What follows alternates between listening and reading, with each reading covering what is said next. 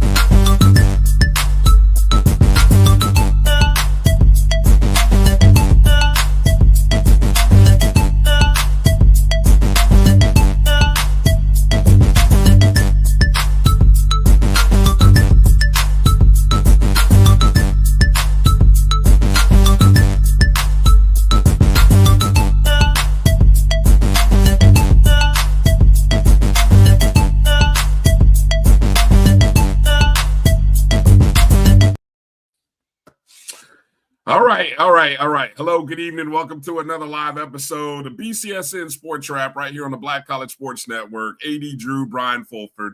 Sorry we got going a little bit later than I even announced on social media. Not social media, but on the feed, the chat feed. So we're here, though. That's what counts, Drew. It's all that counts, man. We made it. So I apologize and love all you guys for hanging in the chats. Don't hold it against us too much. So, it's all good. It's all good. We appreciate everybody tuning in wherever and however you're watching the show on the social media handles. You can see below. Those might also be watching live on Twitter and on Instagram live as well. We say hello to all of you. Feel free to come on over and join us on MyJBN Online on the YouTube feed, where you can be a part of the Black College Sports Network YouTube channel. You can always join the channel or make sure you're a subscriber. We got a lot of stuff to talk about, Drew. Oh, it's March 1st. Happy March Madness, Drew. This is, I don't know about you, Drew, but outside of my birthday month, the month of May, the great sports month, This is my second favorite month of the year. Where does March fall in line for you? April is better for me. Okay. Although March is good, I like April because on the Division I level, you've got the NCAA championships, you've got the Masters, you've got the start of baseball season, you've got NBA playoffs starting. You've got NHL playoffs starting, and baseball season, I guess. And to close the month out, you got the NFL draft. Damn, that's woo. I don't know. That's a tough. Okay. That's good, Drew. That's good, man. Hold on. That's really good for a college person. Yeah, you're right. March is probably the month, but for just a general sports fan, you got to go with April. All right, March versus April. You guys in the chat. What's the better month for you? What's your favorite sport? Here we go. Sports Talk Radio 101 here. What's your favorite sports month of the year? Is it March? Is it April? Is it September? Is it October? Go. Anyway. Okay, so that's enough of that. But I mean, those, all good months, all good sports months, I think, but good stuff, man. We got a lot of championships to celebrate. We had a good weekend of championships to pay respect to. Hopefully we get to it all. I know there's some folks eager to brag and talk. I don't even know where to start, Drew. We can start at any number of places, but why don't we just start with the best story that you saw over the weekend? Why don't we start there? I'm throwing a curveball at you early. You're wrong for that, Bryan. I know. I just thought I'd see if I can catch you on your toes here. How about the fact that I'm going off the radar? And I told you about this one earlier. Savannah State defeating Tampa in baseball. Explain, because there may be some folks who don't quite know why you would lead with that in baseball. Because of the Tampa is like on the Division II level, they're like the Yankees of baseball. The New York Yankees, the LA Lakers, the Boston Celtics, the New England Patriots. They were number one in that game, Brian, going into that game. Number one in the nation. In the nation. Although it's a midweek. But for an HBCU, especially in the conference that I represent, to win that game, that says a lot about the brand of baseball in our conference.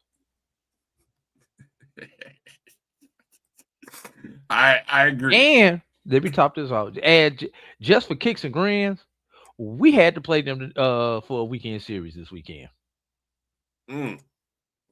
We being Morehouse. I was gonna say we being Morehouse. And we split yesterday. And until the ninth inning today, it was a ball game. It was 2-2 after 7, Brian. Somebody said 11-0 AD going into that game. That may be true. They may have been undefeated. I know Savannah State was 8-5, I believe, going into that game. Yeah, 8-5 going into that game because they came in against us 9-5. Gotcha. Okay. Well, full disclosure, ladies and gentlemen, I just, I threw that out there for Drew because, on a day with so much basketball talk, Drew wanted to get that. He wanted to get that in. And I said, I don't know where we were going to find a way to get that in. So I thought I'd give Drew that softball and let him kind of have fun with that off the bat. And I agree 100% with you, Ram Nation. There's way too much basketball to be going on to be talking about baseball. But I mean, there's plenty of basketball, but I had to get that in. No doubt. And when you beat the number one team in the country, even in a non-conference game in the early part of the season, it's worth talking about at some point, right? At some point during the show, it was worth talking about it. So there was our obligatory 5 minutes or less of HBCU excellence on the last week of Black History Month. There you go. You hit it. There you go. There was all kinds of other Black history being made on the last day or days of the season. We got the look. Think about just a week ago. If we could have got down on some wagers for picking the correct CIAA men and women's final, what do you think what do you think the odds were that those would have been the matchups? Brian, did we talk about the dream matchup of Bluefield and Fayetteville in the finals? We got it. Boy, did we get it. We got it. We got the matchup, man. We got what we were asked for. And the game lived up to the hype.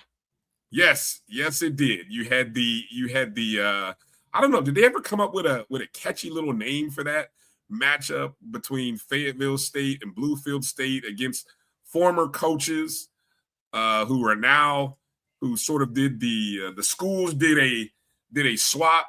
Fayetteville got rid of their coach, then took Bluefield's coach.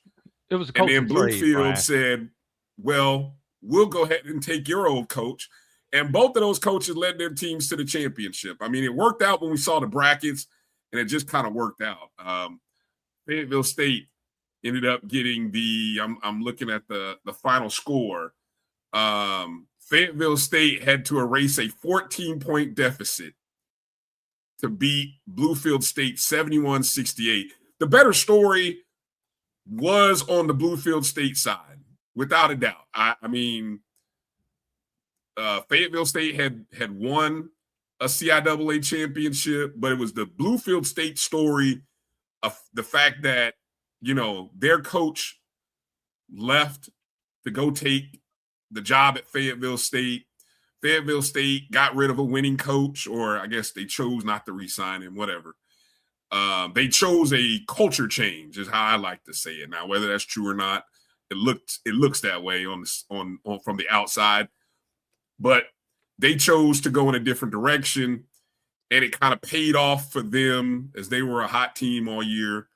And it almost worked out where Bluefield State, Coach D'Alesso, formerly at Fayetteville State, almost got a chance to take down Fayetteville State.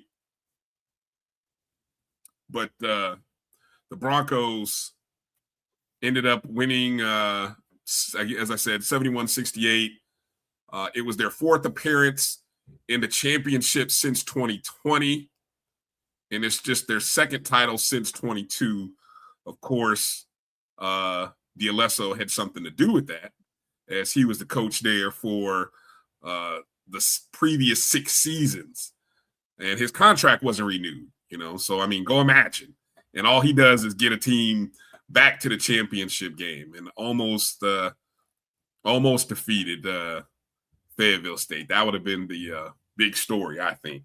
And then, of course, on the women's side, I mean, the Winston-Salem State Lady Rams made history at a school which is just synonymous with basketball history and legacy, right?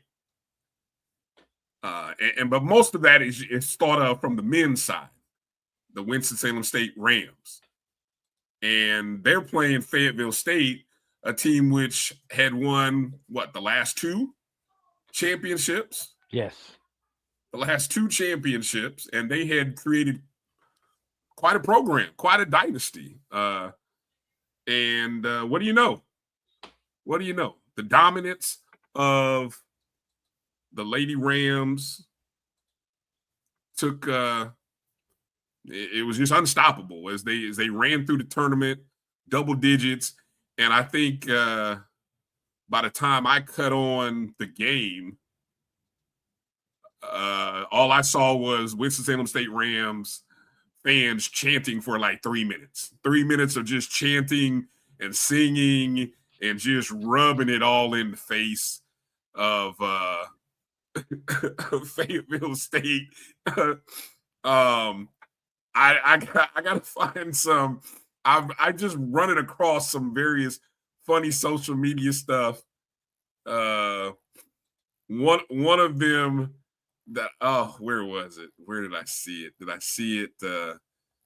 I mean, you know me, Drew. I love petty, so I get a chuckle anytime I see that somebody had a caution sign about beating a dead horse again, something like that. I mean, that if I can find that meme, it was beautifully worded and put together, but none better. And I've got to find the clip. Oh man, the coach from Fayetteville State was all in. Coaches, be warned. We don't fall into the trap of pointing your fingers at social media or media, as what Fayetteville State's coach did, as he took a few shots at what do you call it? Winston-Salem State game day or something, or WSSU game day. He tried to take a few shots at our good friend. No, in the he didn't press try, conference. Brian. He did. He succeeded. He did. He took some shots. He got you, Steve.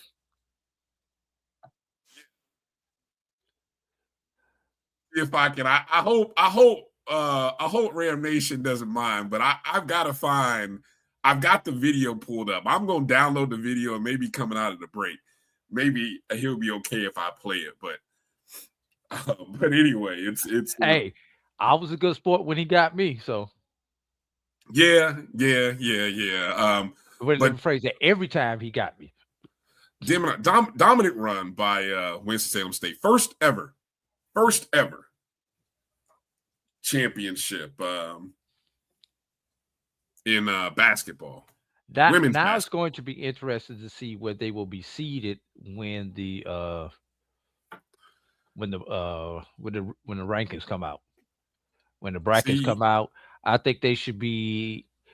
I think they should be a 3 or higher. Honestly, you guys are so much. We can't just enjoy. Look, we can't just enjoy. There's enough SWAC talk to go around. We can't just enjoy the pettiness going on in another conference in another league. You SWAC elitists. Yay. Come on now.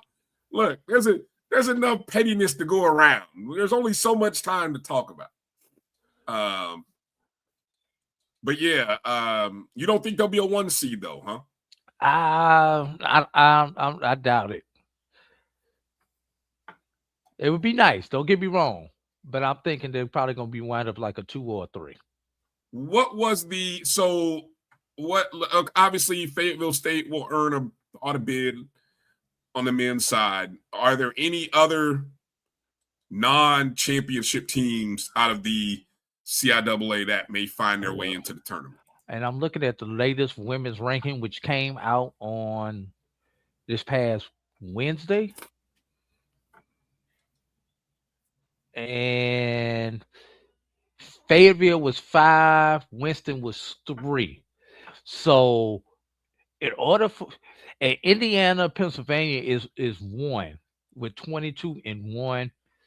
There's a chance if these two teams lose in the tournament, especially if they have first round losses, that Winston could earn that number 1 seed. Fayetteville will probably get an at large. They were 5 in the last rankings.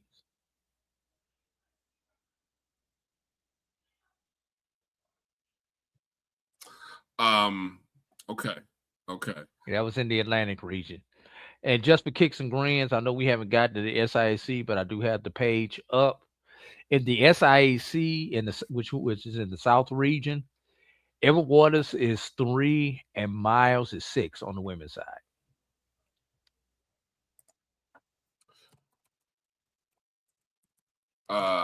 What is Fayetteville State? I'm looking it up now. Fayetteville State women's coach name. What's his name?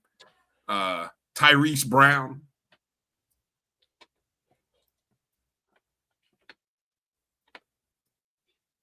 So Brown, he's apparently okay. He was. I noticed Ram Nation said he was there the same time. He's a 2008 grad. So yeah, he was definitely there the same time, according to the numbers.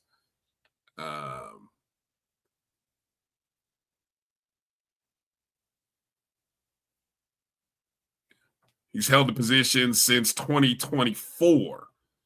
So he's a former men's basketball player. But let me see. I downloaded the clip. Drew, I just got to play this for you. This is again when you insert your foot thinking you're going to kick something or kick a wall, and then you end up kicking a steel door. I mean, sometimes it happens to the best coaches or best people. Unintended consequences, whatever you want to call it. Let me play this clip. Shout out to at Stephen J. Gaither, HBCU media wizard, as he is known on social media. I don't know if he put this clip together, or Steve does great work in all kinds of manners, but I thought this was beautiful. I'm gonna just play it and get out the way, just in case you haven't seen it. It's not HBCU game day. It's Winston-Salem game day. We don't want y'all. We want gaining. We want Indiana. Like y'all want us. We the ones winning. Hold up. Don't create that narrative Winston-Salem against everybody when Winston-Salem haven't been winning nothing. You get what I'm saying? So don't create that narrative out there. Don't have a pity party, have everybody sitting there and say that we win. So why are we going down to try to want to play y'all?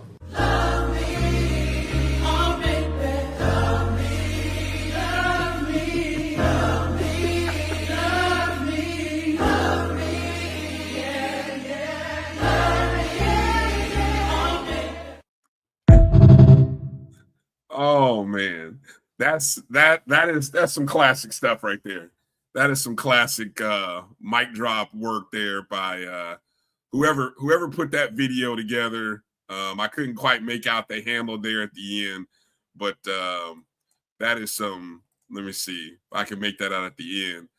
At DP the MC, I think is who chopped that together. Shout out to DP the MC, but my goodness, that was some funny stuff.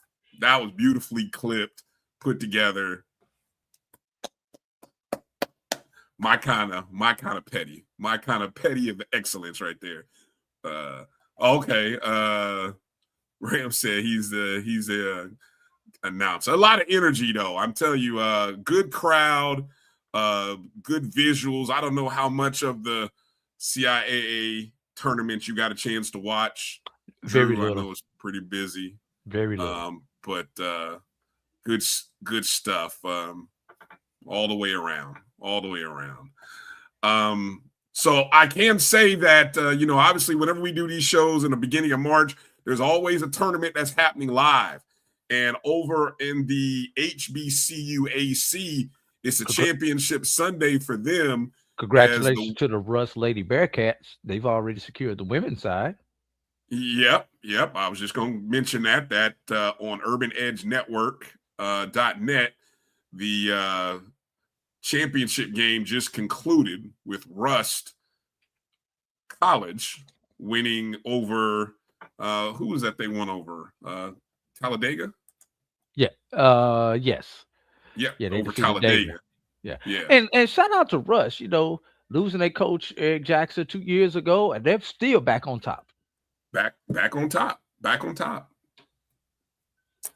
Coming up later, after they finish all the post-game ceremonial stuff, you'll have the men's championship, which they say is supposed to go at 7 p.m. Central Time, which is 8 Eastern. That'll be against Tougaloo, the West seed number 1 team, going up against the Suno Knights. They were the 4 seed from the West, and Suno, all they did is they knocked off the 2 seed Philander Smith, the 2 seed of the West, in the semifinals, and then they knocked off the 1 seed and host Stillman in the quarterfinals. So they have had to go through a 1, 2, and it'll be interesting to see, can they knock out another one? And Suno, remember how long ago was it when Suno had closed their? What was it? They closed. I think it was right before the pandemic. They had dropped athletics. Dropped athletics all around. Yeah, I think it was right before the pandemic, if I remember correctly. Man, so talk about a long way that they have come to get back on to a place where they are now. So we started to see them do that. So it'll be interesting to see what Suno can do. And so again, they're if you happen to have that network on, they're just finishing up the post game ceremony and all this stuff, and I'm sure they'll let the kids cut the nets down and all that stuff, and then they'll reset things and get the men's game going. So that's the plan. So if you want some late night basketball HBCU hoops after our show, you can head over to the urbanedgenetwork.net, and you can catch the men's championship of the HBCU AC. Also, while we're talking about the NAIA, not so great news for the Langston Lions, as the men ended up losing in the championship game of the Sooner Athletic Conference They ended up losing in the championship, and the women lost in the first round. Was it the first? I thought it was the semis, but it was. You say the first? Yeah, I believe so. No, I think they got at least one win under there, but I think it was the semis. Well, I looked at it. They didn't make it to put it like this. They didn't make it to the championship game. They so lost. They lost in the first round. Did they really? Wow. Yeah. Okay. Well, damn. Where does that leave those two schools? Langston is in. Langston has an automatic. Which Langston? Which Langston? The men have an automatic based on the number of teams in their conference. NAIA, if you have 10 or more teams in your conference, they give 2 bids per conference. Okay. So I believe the conference champion, and I'm looking it up right now, who was, well, let me not say that.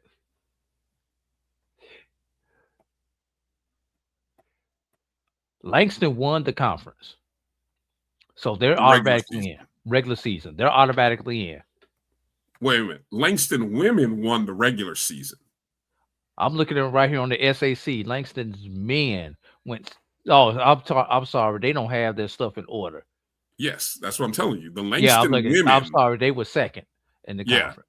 Langston women won the regular season. So they're automatically in.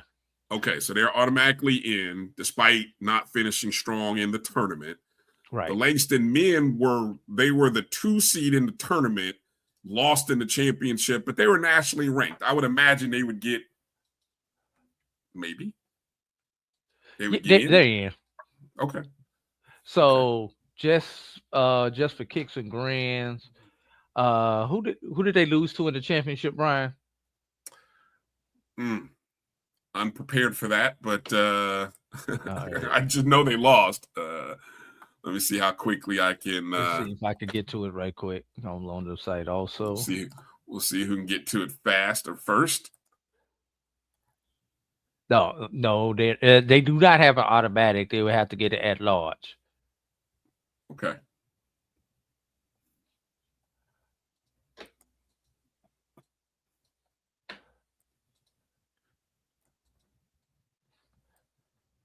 So that's as what they ended up losing to Oklahoma City. Yes.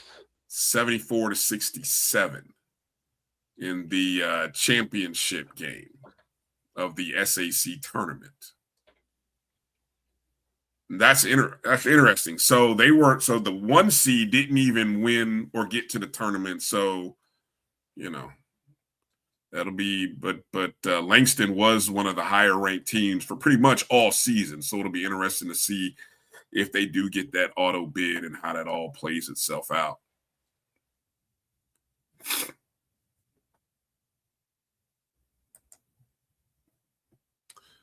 Any other non-D1 basketball news from the CIAA? Let's talk about the SIAC. SIAC tournament began. Yeah, you got with the the SIAC does theirs a little bit different than I think anyone does right now among any HBCU conference.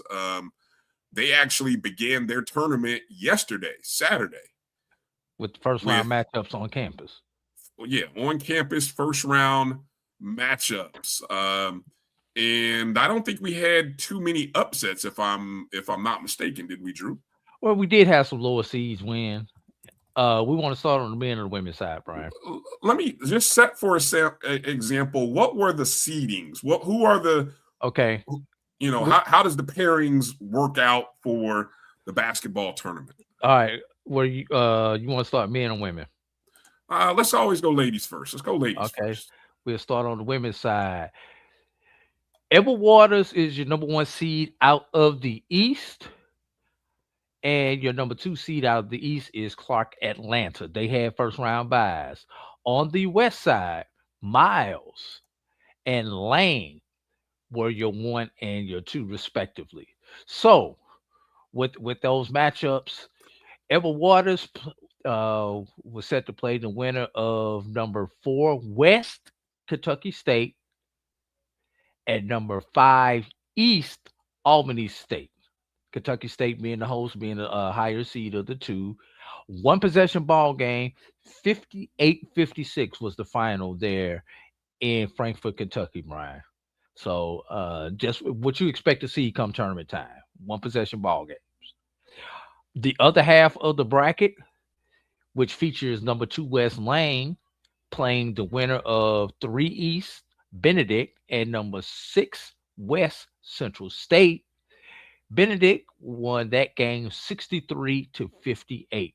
So on the top half of the bracket, your Wednesday matchup is number 1 Edward Waters and number 1 East Edward Waters and number 5 East Albany State, and that is at the Clayton County Convocation Center at the arena at South Lake. It's a long name. I don't know which name is right.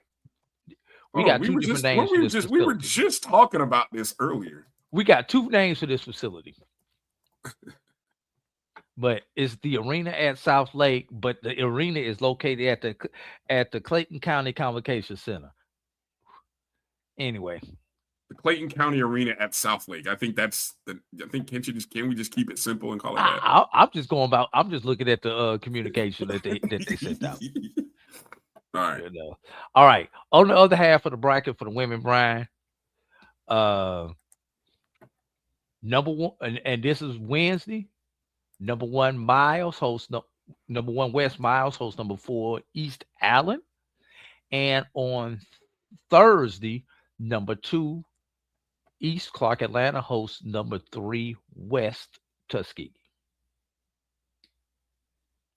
So that is your women's bracket, Brian. Flipping over to the men. Top half of the bracket. On the east side, Morehouse and Clark are your 1 and your 2. And on the west side, Tuskegee and Miles are your 1 and your 2. So Morehouse set to face the winner of number 4 West Central State and number 5 East Edward Waters. Edward Waters traveled to Wilberforce, Ohio. Brian, geographically, the 2 most distant schools in this conference had to play in a play-in game. Right. Now, yes. Now, Brian, I need you to put your administrator's hat on. Edward Waters won the game 71-63 in overtime. Score was tied, I believe, is 61 apiece going into overtime because I was watching this game. So, Brian, if you are Edward Waters, you were in Wilberforce, Ohio yesterday. You have to be in Atlanta, Georgia, Tuesday because you play Morehouse on Wednesday. Do you go all the way back to Jacksonville, Florida? I'm just curious, Brian. So you played the game at Wilberforce Saturday. At 3 o'clock. No, it was a 1 o'clock start Saturday. 1 o'clock game. Yes, I'm going back to Jacksonville. To come back to Atlanta 2 days later. Well, yes, because look, I would like to tell you that we're preparing and traveling to go from Wilberforce to Atlanta, but I think you can probably save a day. You have to be back in Atlanta. What day again? Tuesday. I mean, if you're playing Wednesday, I want to be in Atlanta Tuesday. Well, look, that means, and I want to be in Atlanta in enough time to get off of my legs. Man, look, I mean, look. And I don't know what Edward Waters is doing. I'm just curious as to what you would do if you were sitting in the administration seat.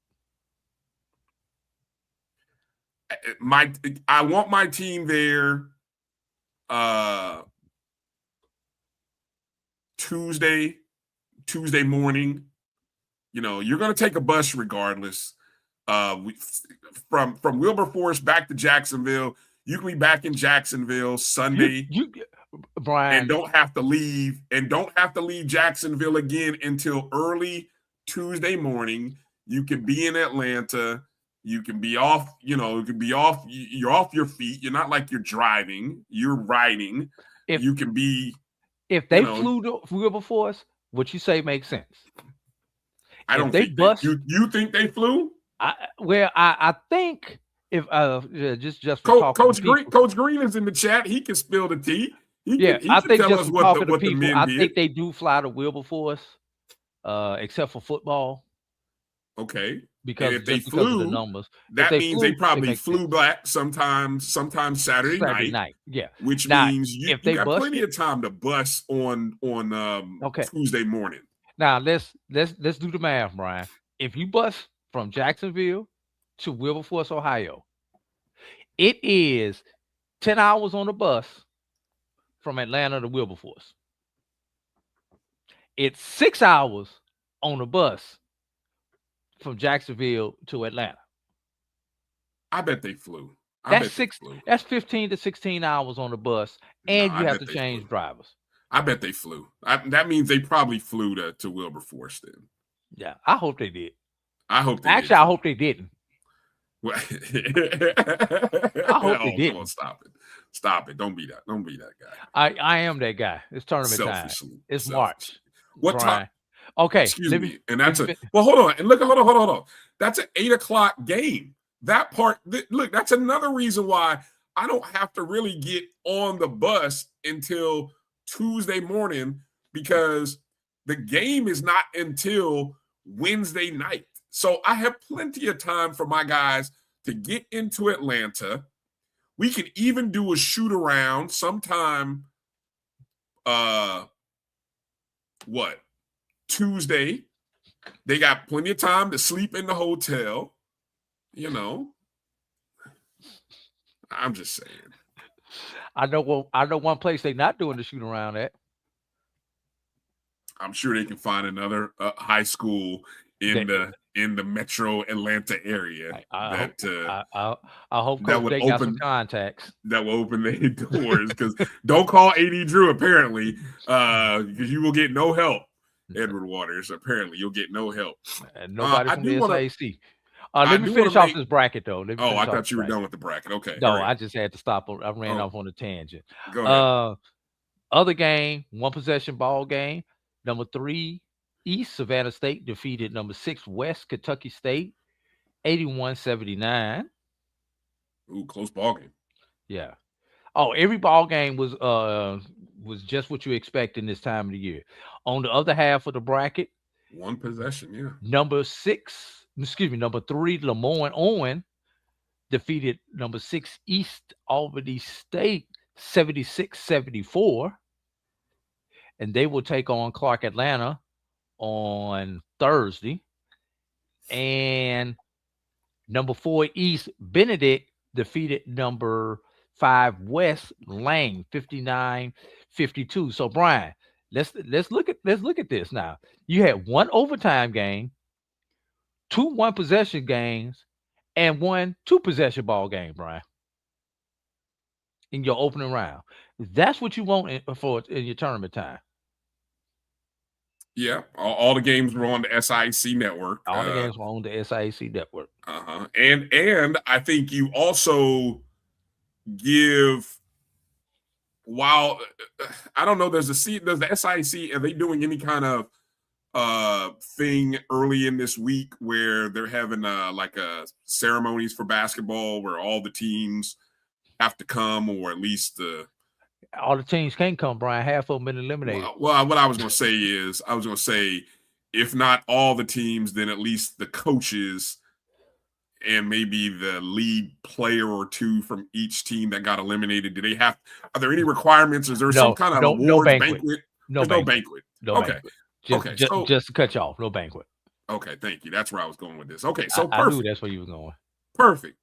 That's good. So where I was going with that is, I like the fact that the SIAC doesn't hold the teams to have to come to Atlanta that didn't make it. So it's like, hey, you're in the tournament, but if you want to go to the site, then you got to win your opening round, especially if you're not one of the top 4 seeds. I love that. I love that format. That's all I'm gonna say. In comparison to what some other conferences do. But anyway. Now, let me say this. Again, the SIAC tournament begins Wednesday in this new Clayton County arena at South Lake, which South Lake Mall for y'all who in the Atlanta area. Okay, an 8,000 seat facility. It just opened maybe last weekend because it looks like they've hosted the Georgia Wrestling Championships. I was watching something on YouTube from one of the local news stations. They haven't even had the official unveiling. Apparently, this is crazy, Drew. Even though they've had a major event, wrestling state championships, which I've seen a couple pictures online on Facebook. I mean, it's an 8,000 seat arena. So already the arena is bigger than where the Southwestern Athletic Conference tournament is going to be held, right? Which I think that building seats 5. It's like 4,400, I think. So it's even small. It's even smaller. Yes, smaller than Alabama A&M's basketball arena, which had 6,000 people in it this past Saturday, right? Yes. Okay, yeah, but that's putting that out there. That's a professional arena, though. Yeah. Okay. I'm just saying.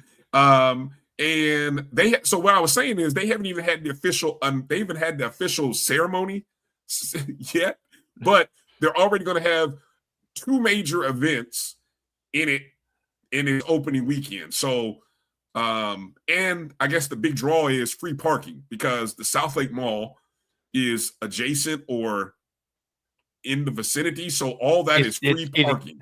The facility is part of the mall.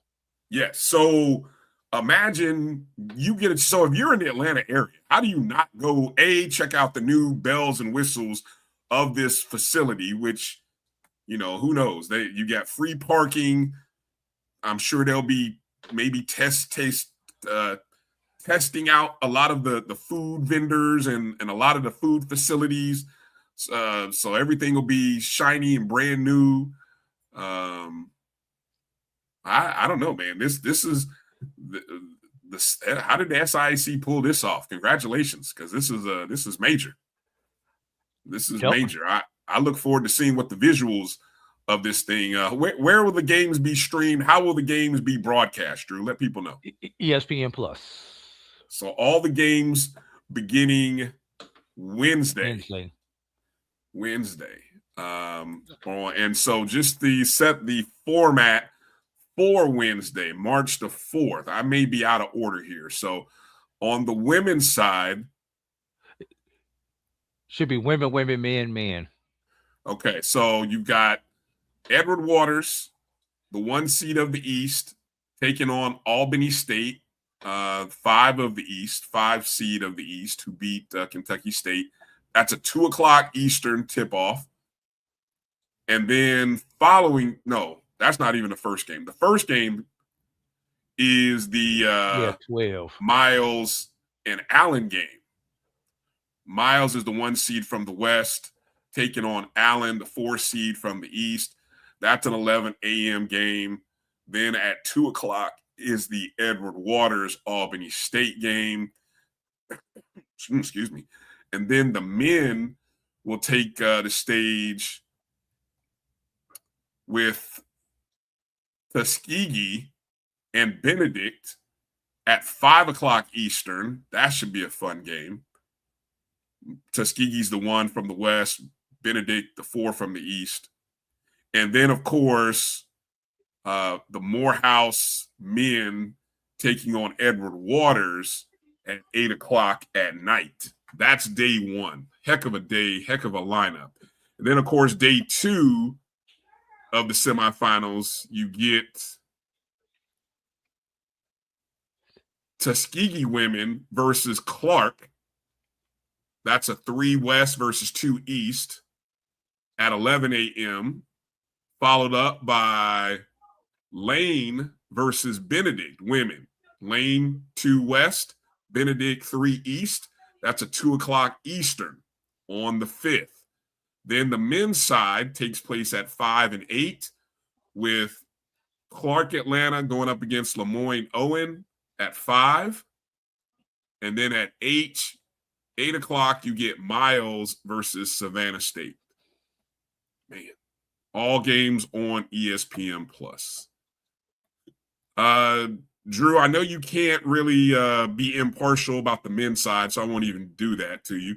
Give us, I mean, is this the Miles Invitational on the women's side, or who should people look for? Because we sometimes see upsets, but what do you think might happen on the women's side?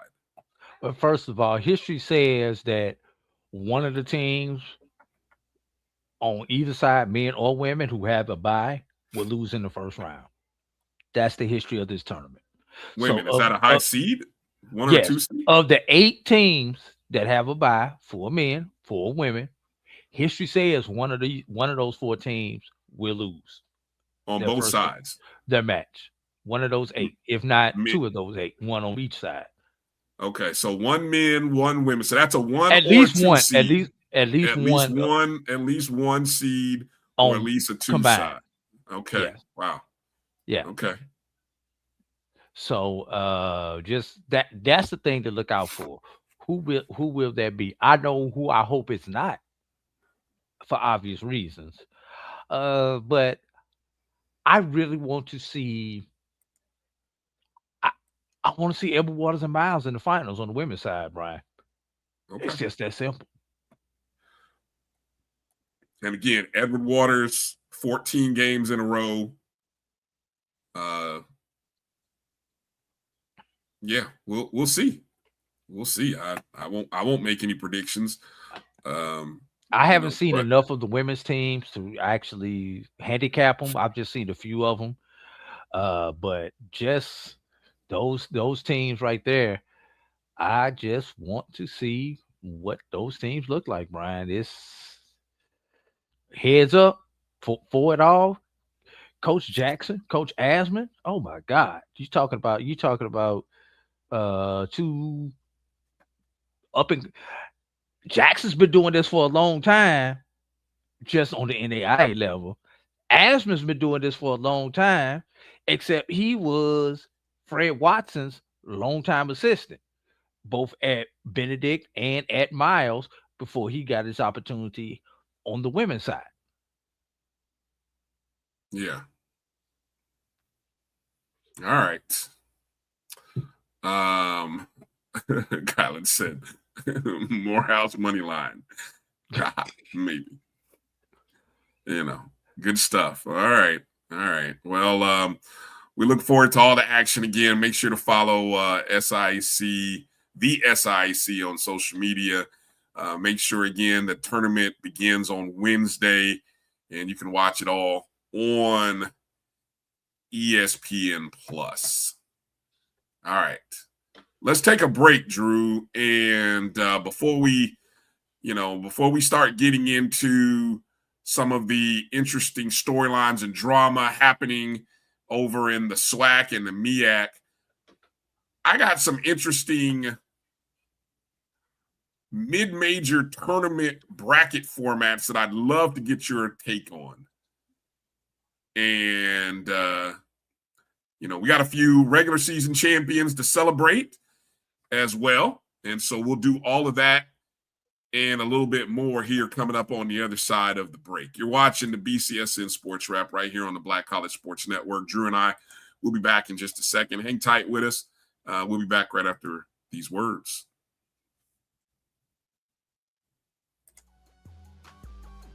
This is the Dean of the College of HBCU Sports, Kenyatta Cavill of Dr. Cavill's Inside the HBCU Sports Lab with Mike Washington and Charles Bishop. Come mix it up in the lab where the course lecture is in session every Tuesday from 6 o'clock p.m. Central Standard Time on Facebook Live, YouTube Spreaker, or the BCSN app, as we discuss all things about the HBCU sports culture, including exploring the week that was in the sporting HBCU diaspora, as well as the upcoming week of HBCU sports. With me, the Dean, the College of HBCU Sports, on Dr. Cavill's Inside the HBCU Sports Lab with Mike Washington and Charles Bishop. Course lecture dismissed. It's never too early to plant the seed, to share the tradition, and instill a sense of pride in your HBCU with your little ones.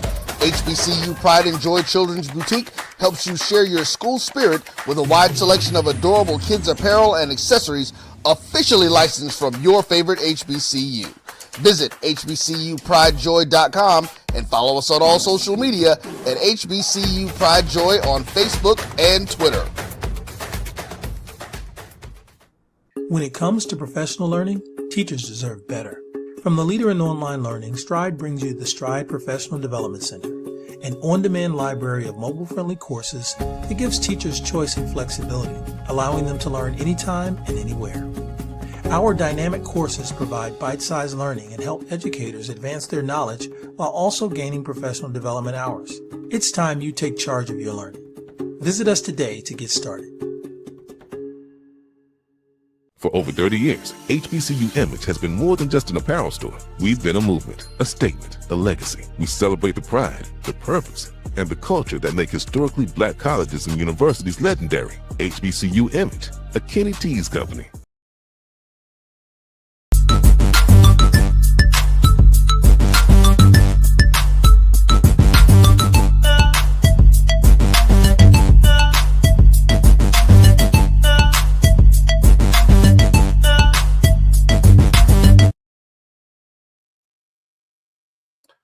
All right, welcome back to the BCSN SportsWrap.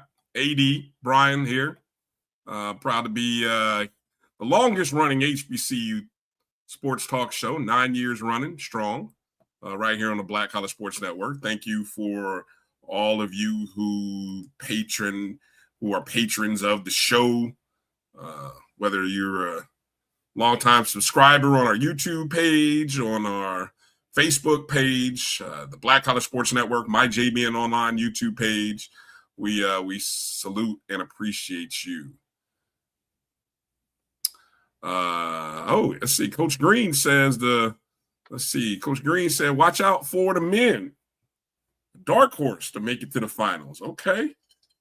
I can't get down with that one, Coach Green. Yeah, I forgot who they got in the first round. Oh, my bad. Yeah. That's why I can't get down with that one. That's why I can't get down with that one, Coach Green.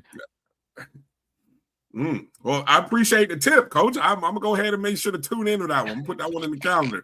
Make sure I watch that one, man. I know, boy, that'll be a heck of a one.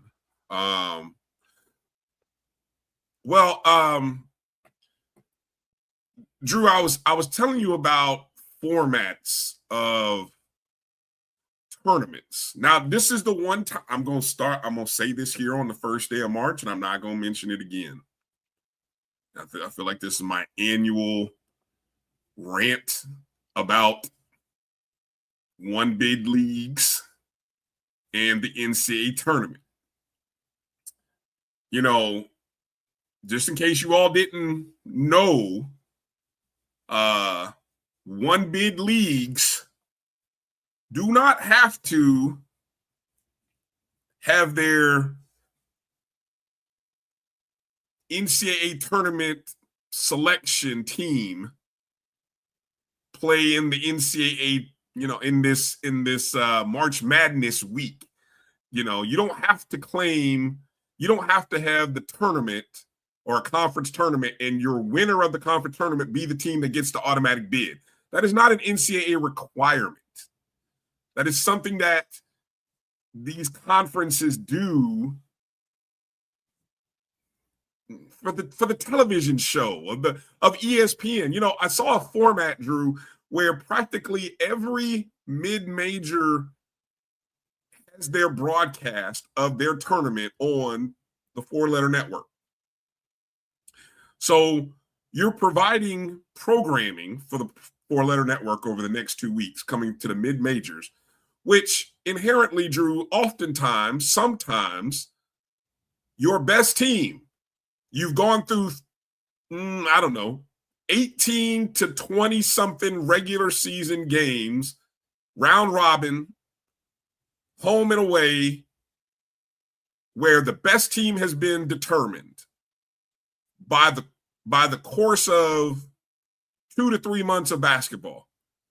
But now in the course of a 4 or 5 day period, you're going to play with the randomness of that and allow some team that maybe gets hot right at the right time to steal a bid from a team that might be the best team in your conference, which thus affects potentially the chance of your conference in earning 1 or 2 wins in the tournament, so that way Cinderella can find its way into the tournament and somehow, steal a game against some mid-major power team, right? So I've long felt like, I've started to come around to this thought, Drew, that as I've grown and I understand what this tournament is more about, it's not made up for the little guys. This tournament is designed for the top 64 teams in the country. And what they want is they want a sprinkle of that old 1980s, 1990s March Madness where you would get an upset of a 15 on a 2, never a 16-1 until just a couple years ago, or a 14 over a 3. But even made that harder now by making your 16 seeds play in the first 4, so on and so forth, right? So we often talk about protecting your best teams, 1 and 2 seeds. So if you're going to do a tournament, you ought to set up your format in a way where the 1 and 2 seed has to play the fewest amount of games, make all the other teams have to battle almost like WWE wrestling. Everybody has to beat each other in a steel cage match, and then whoever comes out of it has to play the top 2 seeds. Hopefully those teams are tired, fatigued. Who knows? Nobody wishes injury, but you know what I'm saying? You don't want them playing at their best.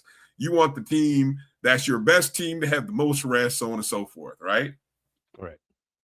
All right. So I've never seen a format like this until recently, but apparently they've been doing it for a while. Oh, man, this is the wrong conference. Okay. But it's this similar format.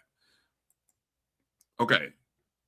The WCC, which is where Gonzaga is playing out of for the last time, Gonzaga and St. Mary's, right? Okay. They look at this unique format. Now, this apparently is the same style that the Sun Belt Conference uses. And I meant to actually pull up their bracket because I don't know, and I'm going to find it, but I don't know who did it first, the Sun Belt or the WCC. But what do you make of this format, Drew, where you have 1, 2, 3, 4, before you even get to the 1 and 2 seeds, you have 4 days of action before you even get to the 1 and 2 seeds? Gonzaga and St. Mary's only have to win 2 games. One of them only has to win 2 games. That's what you call protecting your top seed. For somebody who's in that first round game, Pepperdine, Portland, Loyola Marymount, San Diego, that's 1, 2, 3, 4, 5, 6 games just to get to the finals, Brian. Or 5 games to get to the finals. Ain't no way in hell. I'm gonna give you one. Okay, I found the and then Brian, when you look at this, these games are consecutive days. No break in between. Yeah. Brian, I'm supposed to tell you something. While you're doing that, here's the Sun Belt Conference. Same step ladder type bracket. This step ladder looks longer. Like there's an extra day in there. There's an extra day in there because I think there's more teams. They did because they've got more teams. Looks like, but they started a day or two earlier. They start They start on the 3rd.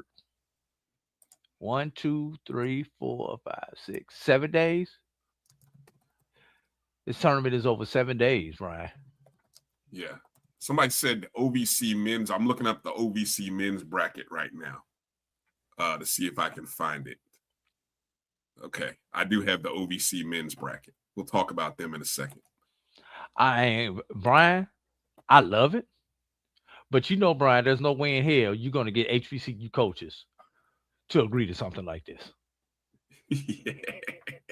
There's no way in hell you're going to get athletic directors to agree to something like this.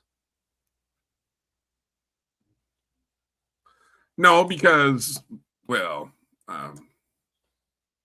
you know why we don't, but we can't even get our coaches the schedule right. So Stop to give it, themselves, Stop. I'll stop. Stop it. Okay. All right. You didn't want me to go there, but okay. Just stop. I just don't know. That's amazing. Hold on. Before I even go to the OVC, which somebody brought up, Coach Green thought Coach Green said he thought you could get some folks to agree. Really? You think you can, huh? Coach Green, we went to 24 games and nobody still don't know why we did that. So you think why did y'all do that? And with the debate over that, do you think you gonna get the coaches in the conference that you and I are in to do that? I think you got a better chance of winning Powerball, Bryan. Winning Powerball, hitting the Powerball. Yes.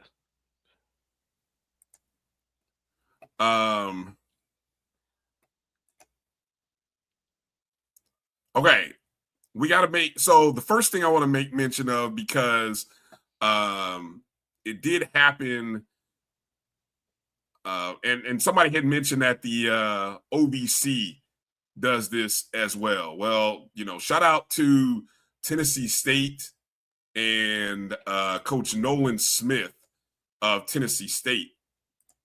Let's see.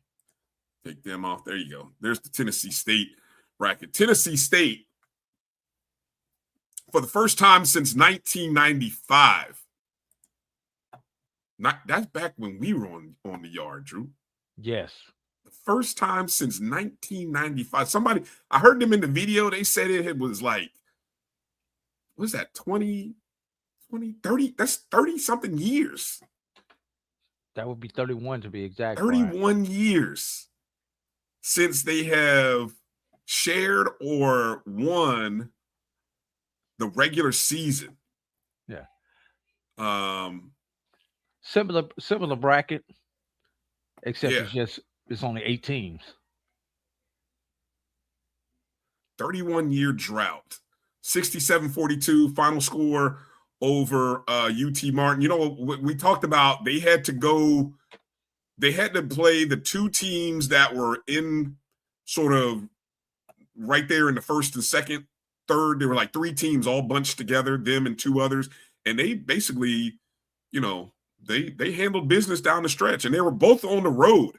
Earlier this week, I think on Thursday, they had let me pull up their schedule here. I'm on Tennessee State's page right now.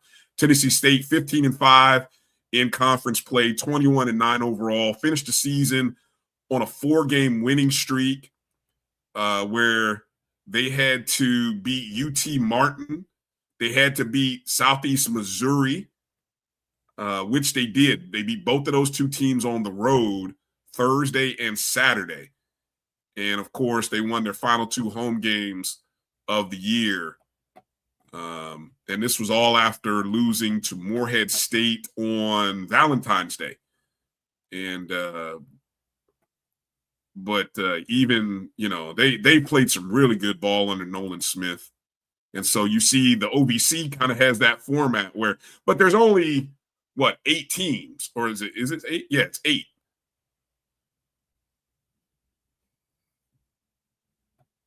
So, yeah, Tennessee State they get themselves a good opportunity to go dancing, right? You You get to hang out and relax. The last couple of years, I think the best that they were maybe the 3 seed, and I don't think they ever won. They may have lost that semifinal game if they got to the semifinals. They never got to the championship game in those last couple seasons. Well, this year they're in the semifinals, and they got to win one game to get to the championship. The only thing about this, especially in this small of a bracket, Brian, you could see a team like Southeast or UT Martin winning 3 in a row. I could even see teams winning 4 in a row, Brian. I've seen it happen. So a team could get hot. You've been sitting around 2 days. You haven't been able to prepare for the opponent because you don't know who you're going to play. It can be a detriment to you, Brian.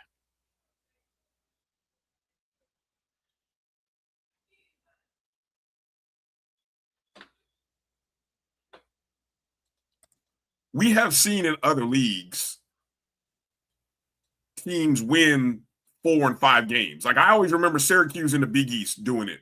UConn has done it. So it's even this new SWAC format. So, we'll talk about. I don't know if we'll get probably next Sunday is the better Sunday to talk about it because we'll know officially what the standings look like. But there's going to be somebody who is a long shot that could win 4 or 5 games in 5 days, or whether you'd have to win 4 games in 5 days, right? Or something like that. There's somebody out there who's capable of doing it. Maybe they just have gone through a rough stretch. I think here's the thing. Pay attention to the teams who are going into the tournament on a winning streak or might have lost just 1 game of the last 4 or 5. So when we start to project and start thinking about who can win the MEAC or the SWAC, look for who are the teams that have won consecutively going into, or who's that team that maybe has lost once over the last 2 and 3 weekends. That's the team to pay attention to, because it just means that they might have fumbled the bag, so to speak, in 1 game, but still winning 6 in a row, winning 5 of 6 or 4 or 5 is still pretty impressive. So again, the OVC tournament begins on Friday, and that they're playing in Evansville, Indiana, in the Ford Center. So, not a far trip for people in Tennessee and Nashville. Probably about a 2-hour. That's actually about a 2-hour ride from Nashville to Evansville, right up I-65. So, shout out to Nolan Smith. It'd be interesting to see. Nolan Smith's name will probably start to be, on the short list for a lot of people in the offseason, Drew. He might be a one and done guy at Tennessee State. I'm just saying. Especially if he wins the tournament and gets into the NCAA tournament. Oh yeah. Yeah, he might be a one and done at Tennessee State.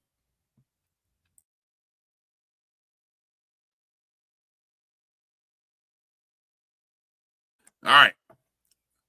Let's move over to the SWAC.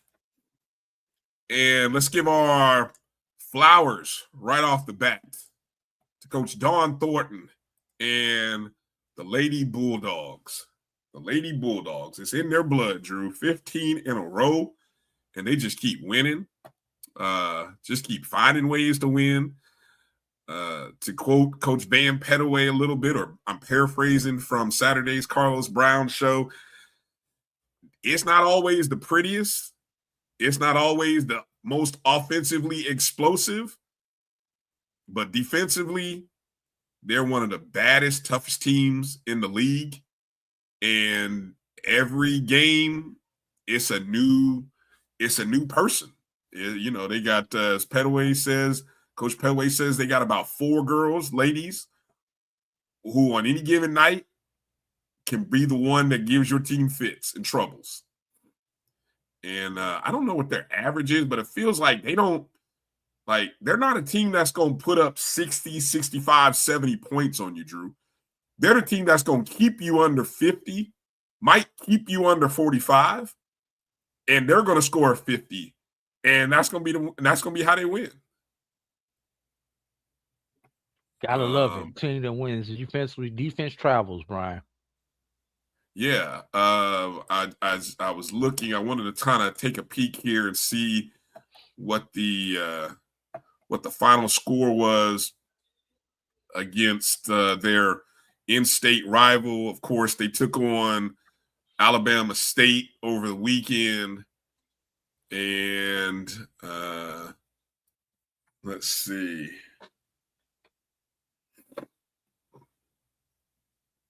Let's see what the final score was. What was the final score of the game? I don't have my SWAC graphic. The final score, one minute, almost got it. Here we go. Final score was 51-43.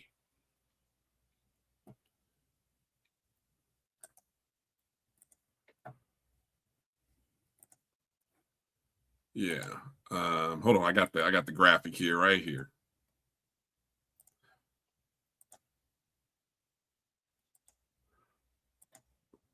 Final score 51-43.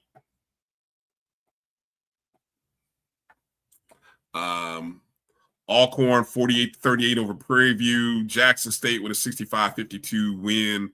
Southern blows out Bethune 73-47. Grambling all over FAMU 79-65.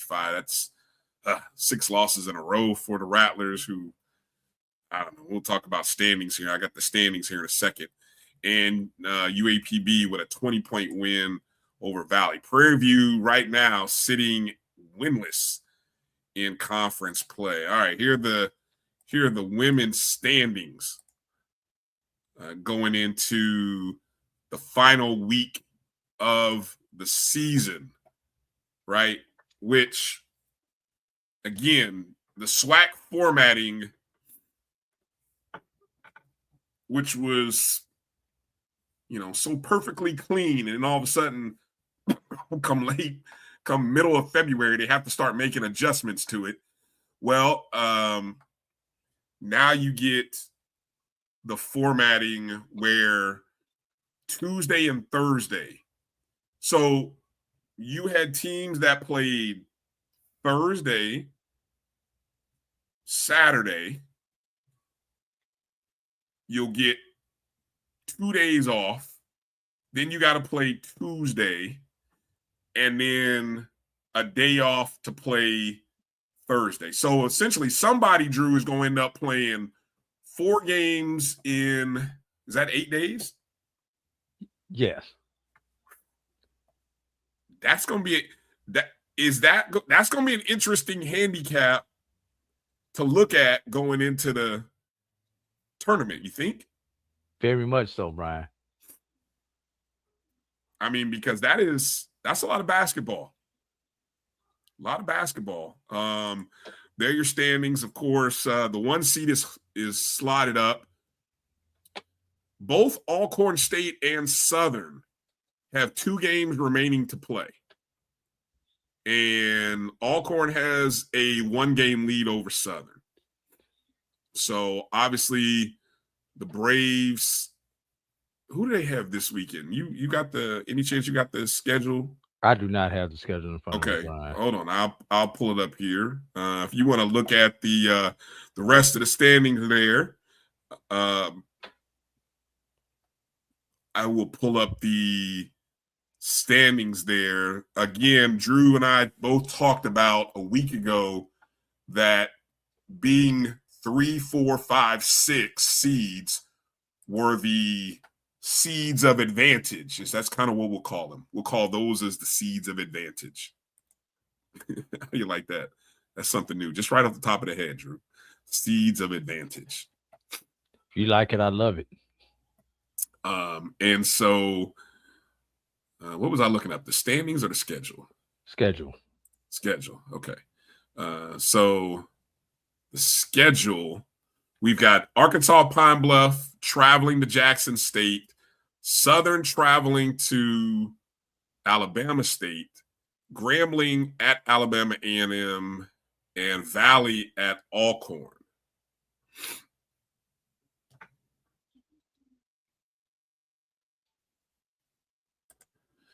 And the 7 and 8 seeds right now, it's Jackson State. So pretty much Jackson State can finish no worse than 7th. Florida A&M can finish no better than 8th. But what's at stake for Florida A&M, who plays one last game, is that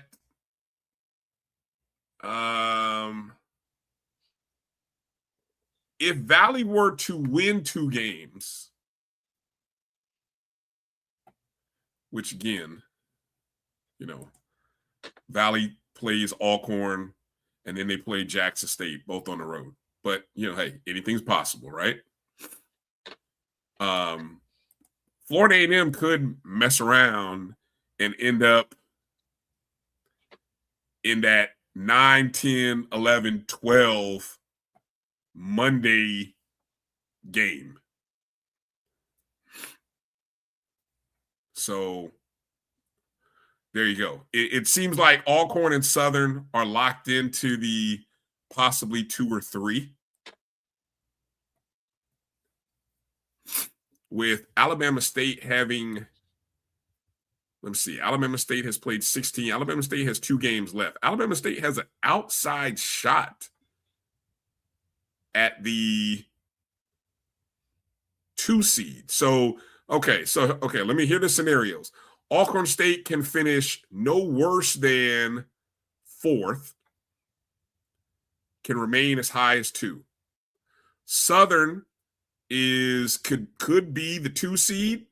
At worst, Southern could finish at the 4 seed. Same thing for Alabama State. So it seems like the top 4 seeds are locked in.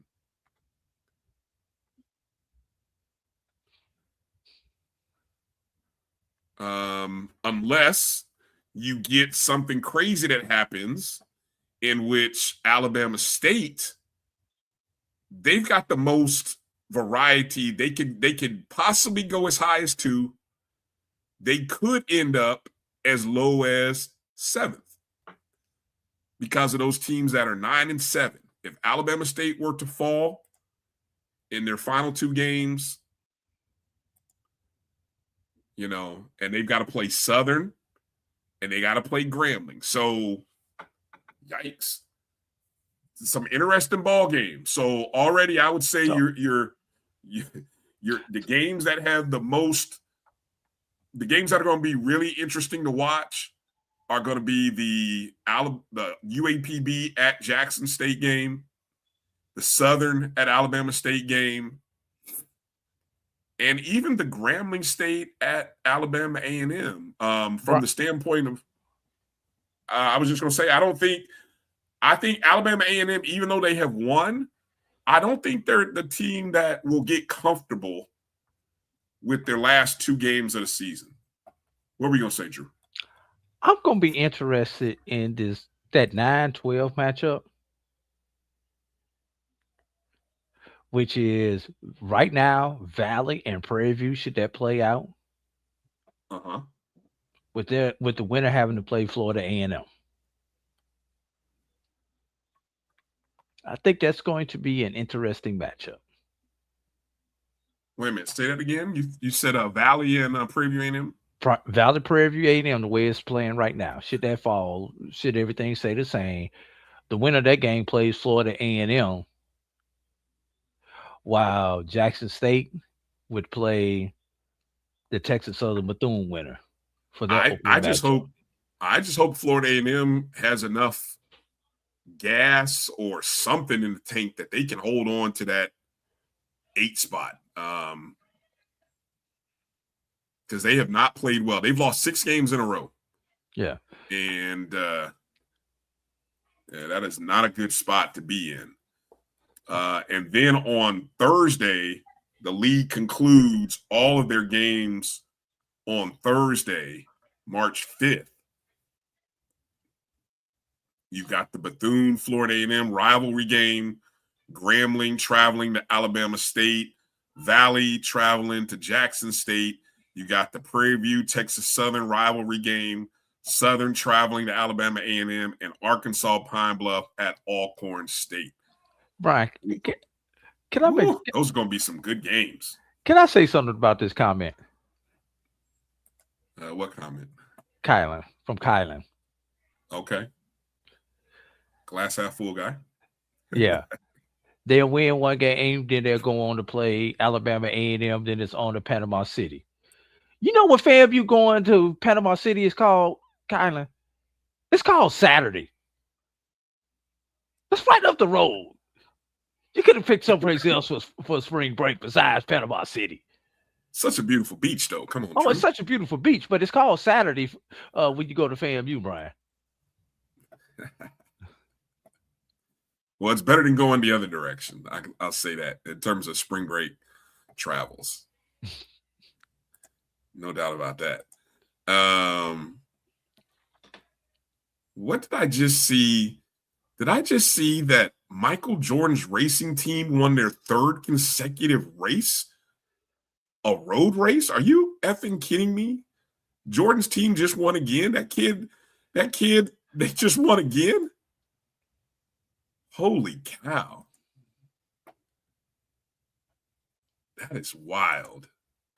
Shout out Michael to Jordan. B. Jordan in the basketball, Michael Jordan in the NASCAR. What the hell is going on out here? Hey, man, I'm telling you, Jordan, Team Jordan. Something. See, it was one of those, when you had one of those, that team was, I ain't even gonna talk about where that team was, but you have those inclinations to say, heck, let me ride with Jordan. You could have look now everyone will be riding with Jordan now. And they say you got to catch a streak at the right time. You might be too late to catch that streak, but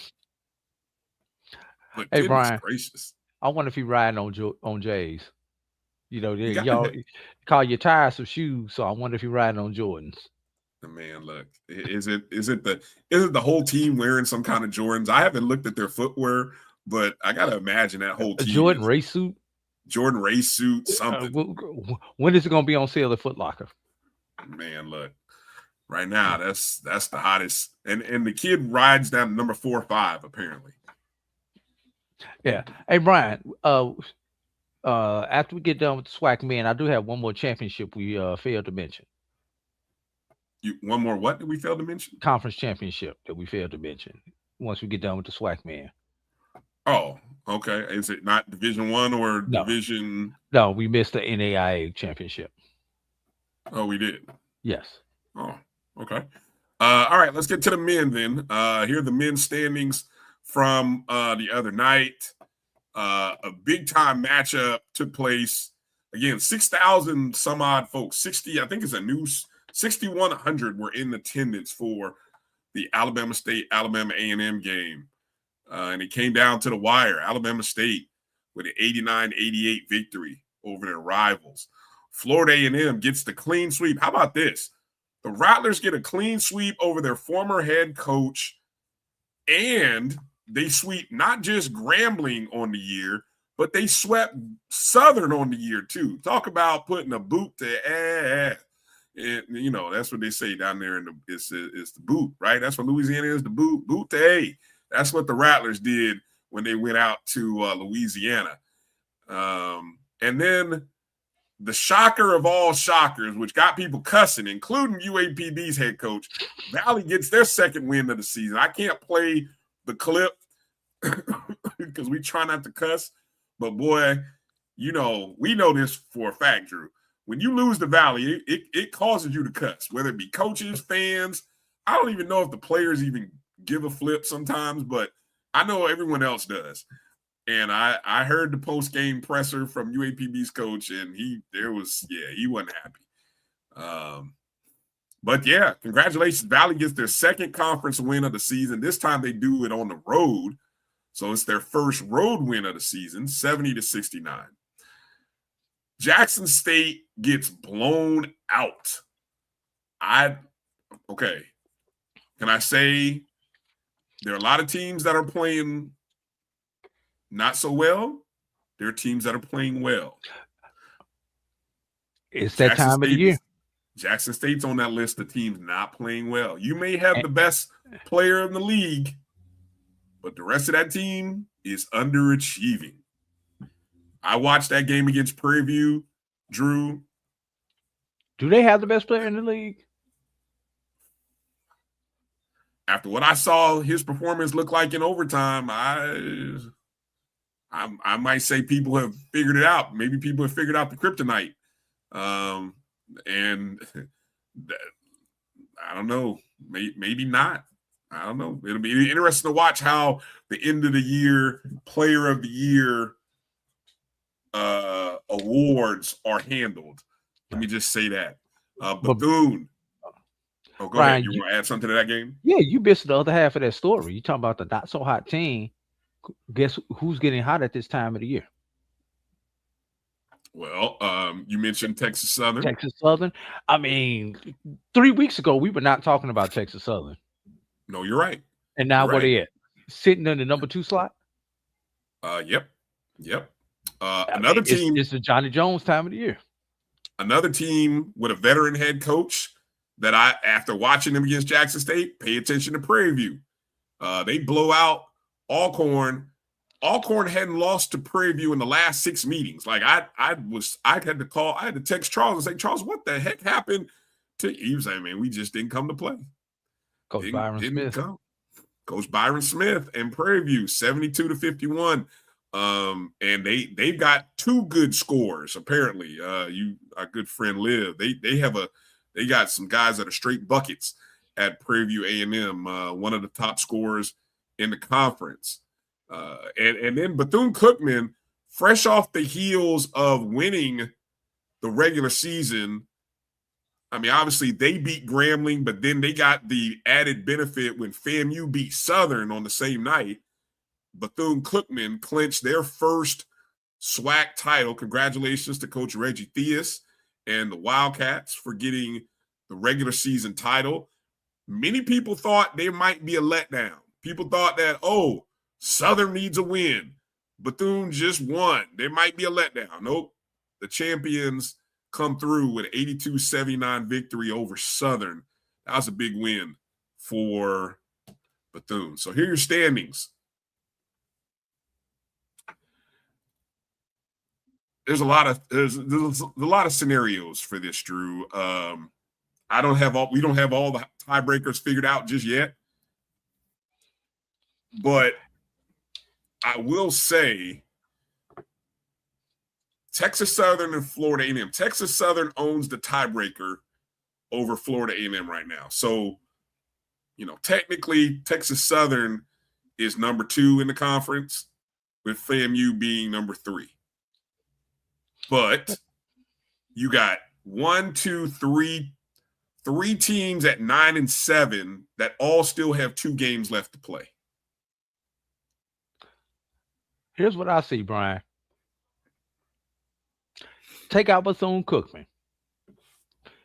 Take out Valley. Those other 10 teams will shuffle this week and could be anywhere from potentially first round bye to play in. Yeah.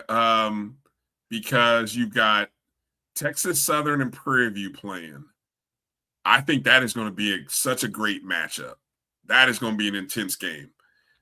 Florida A&M could finish as high as 2, or let me see. They have the tiebreaker over Southern. I don't know if they have the tiebreaker over Alabama A&M. and I don't think they have the tiebreaker over Arkansas Pine Bluff. Yeah. So, and they don't have they've lost both games to Jackson State. So I'm not gonna say it's impossible. Like FAMU plays Bethune-Cookman on Thursday. FAMU needs a win over the number one team in conference and their rival, because if they lose that game, they could drop to as far as 7, if I'm doing the math right. You are. Let's look at some of these, Bryan. Grambling has to make the Alabama swing. Look at what that could do in the standings. Yeah. Texas Southern Prairie View heads up on Thursday. What can that do? Thank you, EA. We did. Okay, FAMU did beat Arkansas Pine Bluff. All right, so there's that. They own that tiebreaker. But they don't have the tiebreaker over Jackson State, though. Lost both games to them. Arkansas Pine Bluff has to make the Mississippi swing. Jackson State, Alcorn. Yeah, wow. Did I mention Southern is also making that same Alabama swing, Bryan? Yeah. So A&M and State. Yeah. These teams are going heads up against each other, all who are in the running. And just to let people know, because I was looking at this the other day and said, well, what do the win streaks, what do the comparative right now? Bethune-Cookman has won 4 in a row. Florida A&M has won 3 in a row. Texas Southern has won 2 in a row. Behind them, Alabama A&M and Southern have lost 2 in a row. UAPB has lost 1. Jackson State has lost 3 in a row. Prairie View has won 2 in a row. Grambling has lost 2 in a row. Alcorn has lost 2 in a row. I mean, parity. This is. Oh, is it parity or is it mediocrity? You know what? Thank you. I'm glad you asked, because I was wondering that very thing myself. I'm gonna say parity, Drew, but I do think I don't think there are. I'll be honest. I don't think there are but 4 teams that can win the conference. Bethune, Texas Southern. Who are your other 2?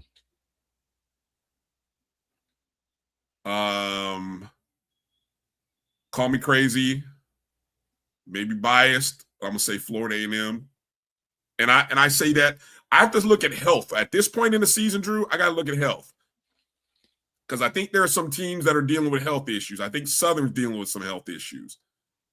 I think Alabama A&M might be dealing with some health issues.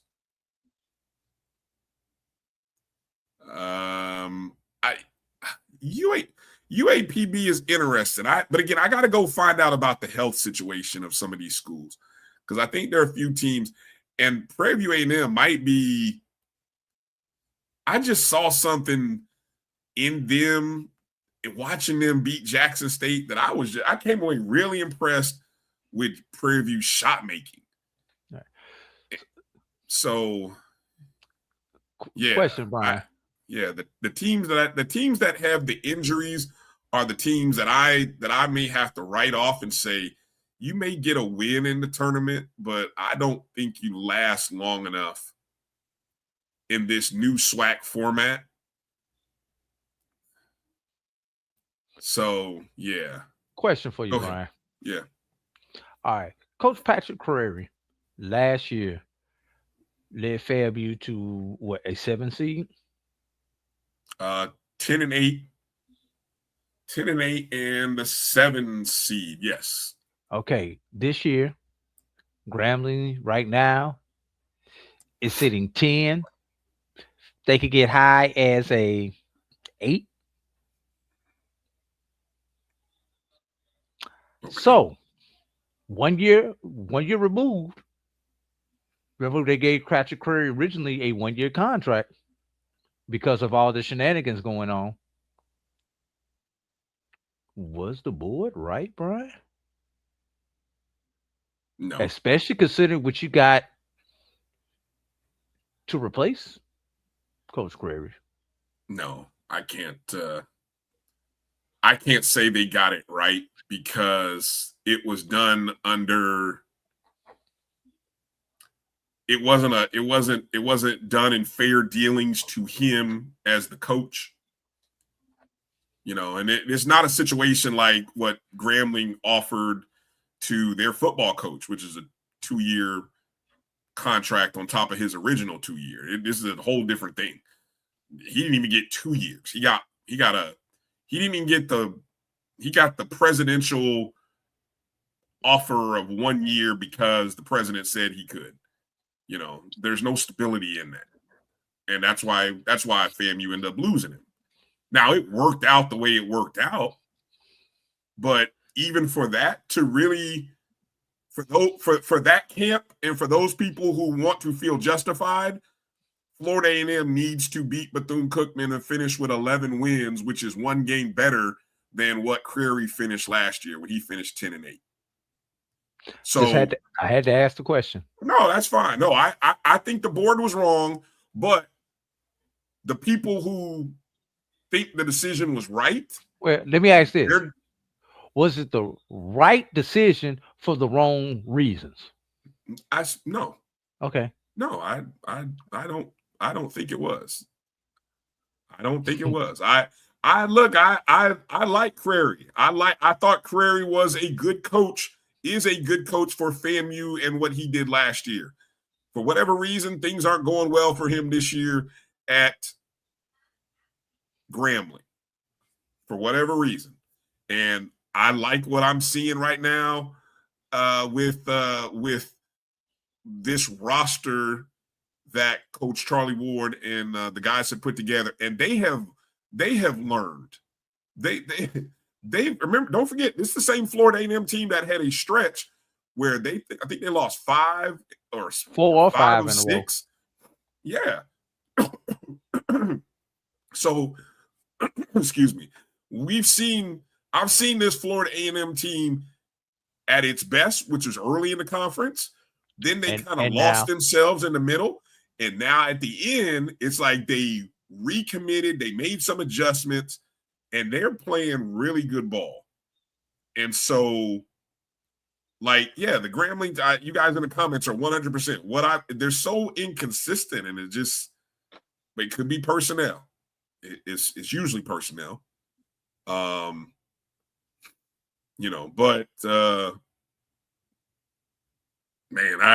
I just don't know. I think Southern, when I watched Southern, I just was not impressed with Southern.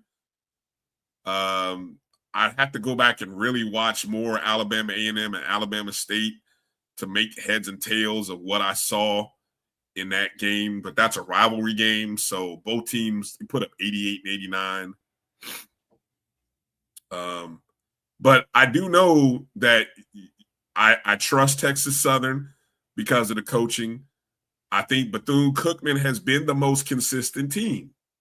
I think Prairie View can be that team from the bottom half that does something.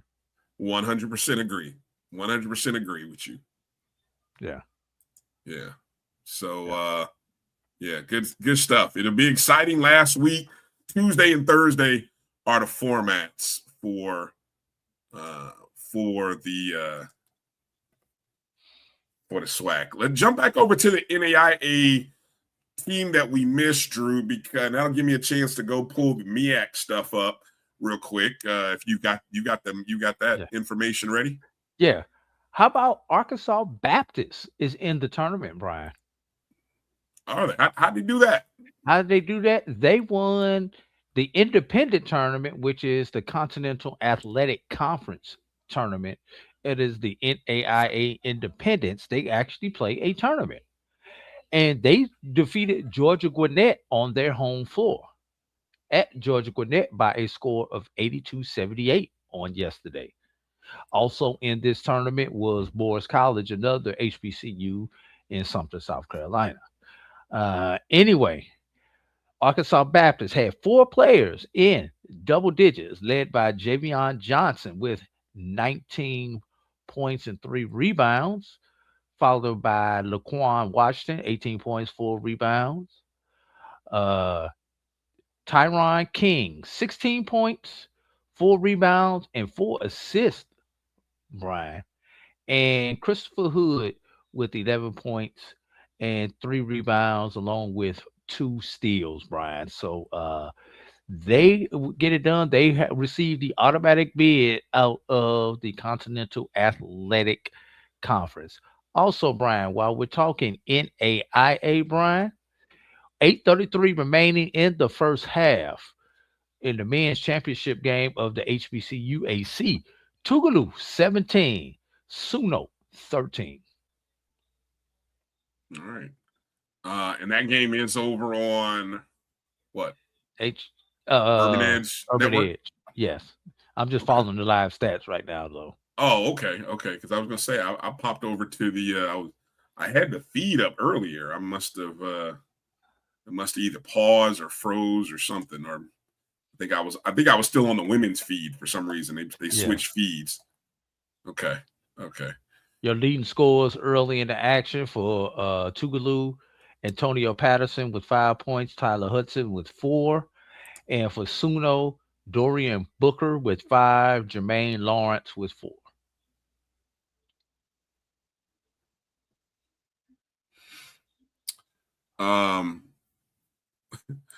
No, as we said, I haven't conveniently forgot.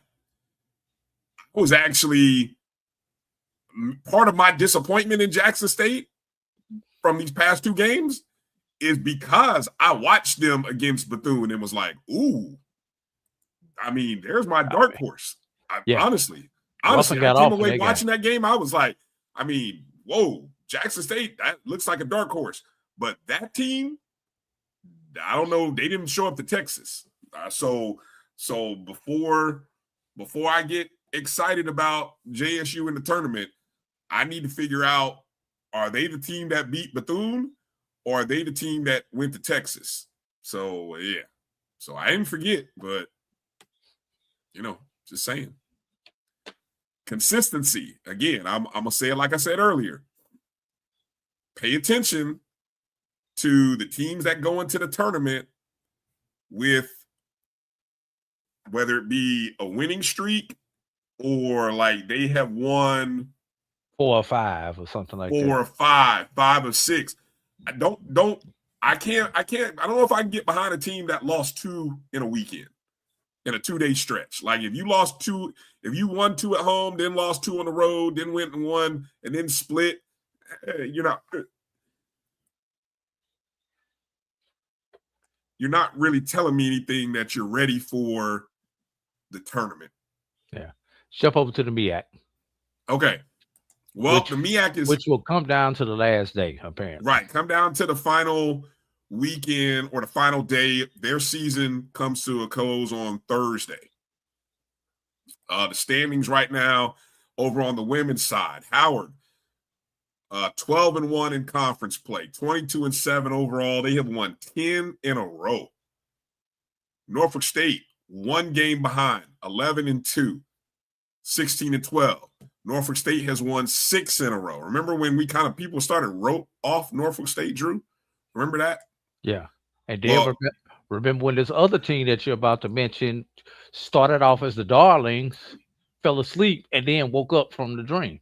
Right. Maryland Eastern Shore sitting at 10-3, winners of 3 in a row. Maryland Eastern Shore can do no better or no worse than 3. Maybe 2. They can get to 2. They can't get 1. Because for all the marbles, 5:30 in Norfolk, Virginia. I don't know why there's no video of this, Drew, but apparently there is no scheduled video, which is a doggone shame. We get Howard versus Norfolk State to decide the Mid-Eastern Athletic Conference Championship. Somebody got to stream. It's probably just hasn't been set up. They got to have that stream. You would hope so. You hope so, right?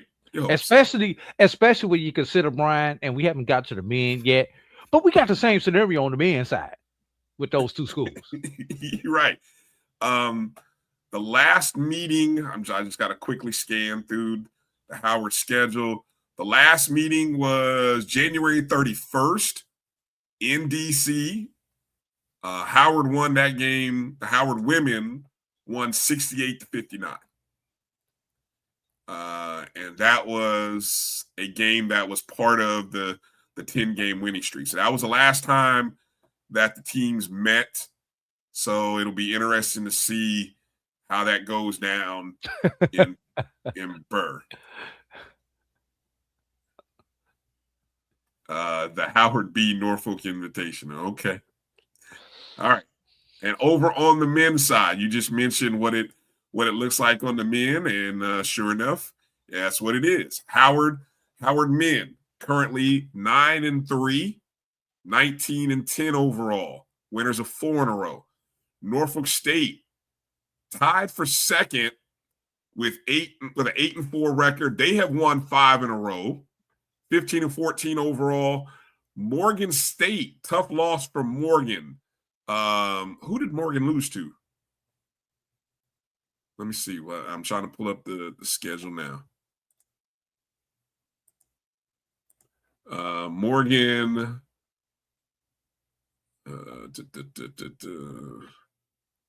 Morgan lost to Howard. Lost to Howard. And they lost to Central.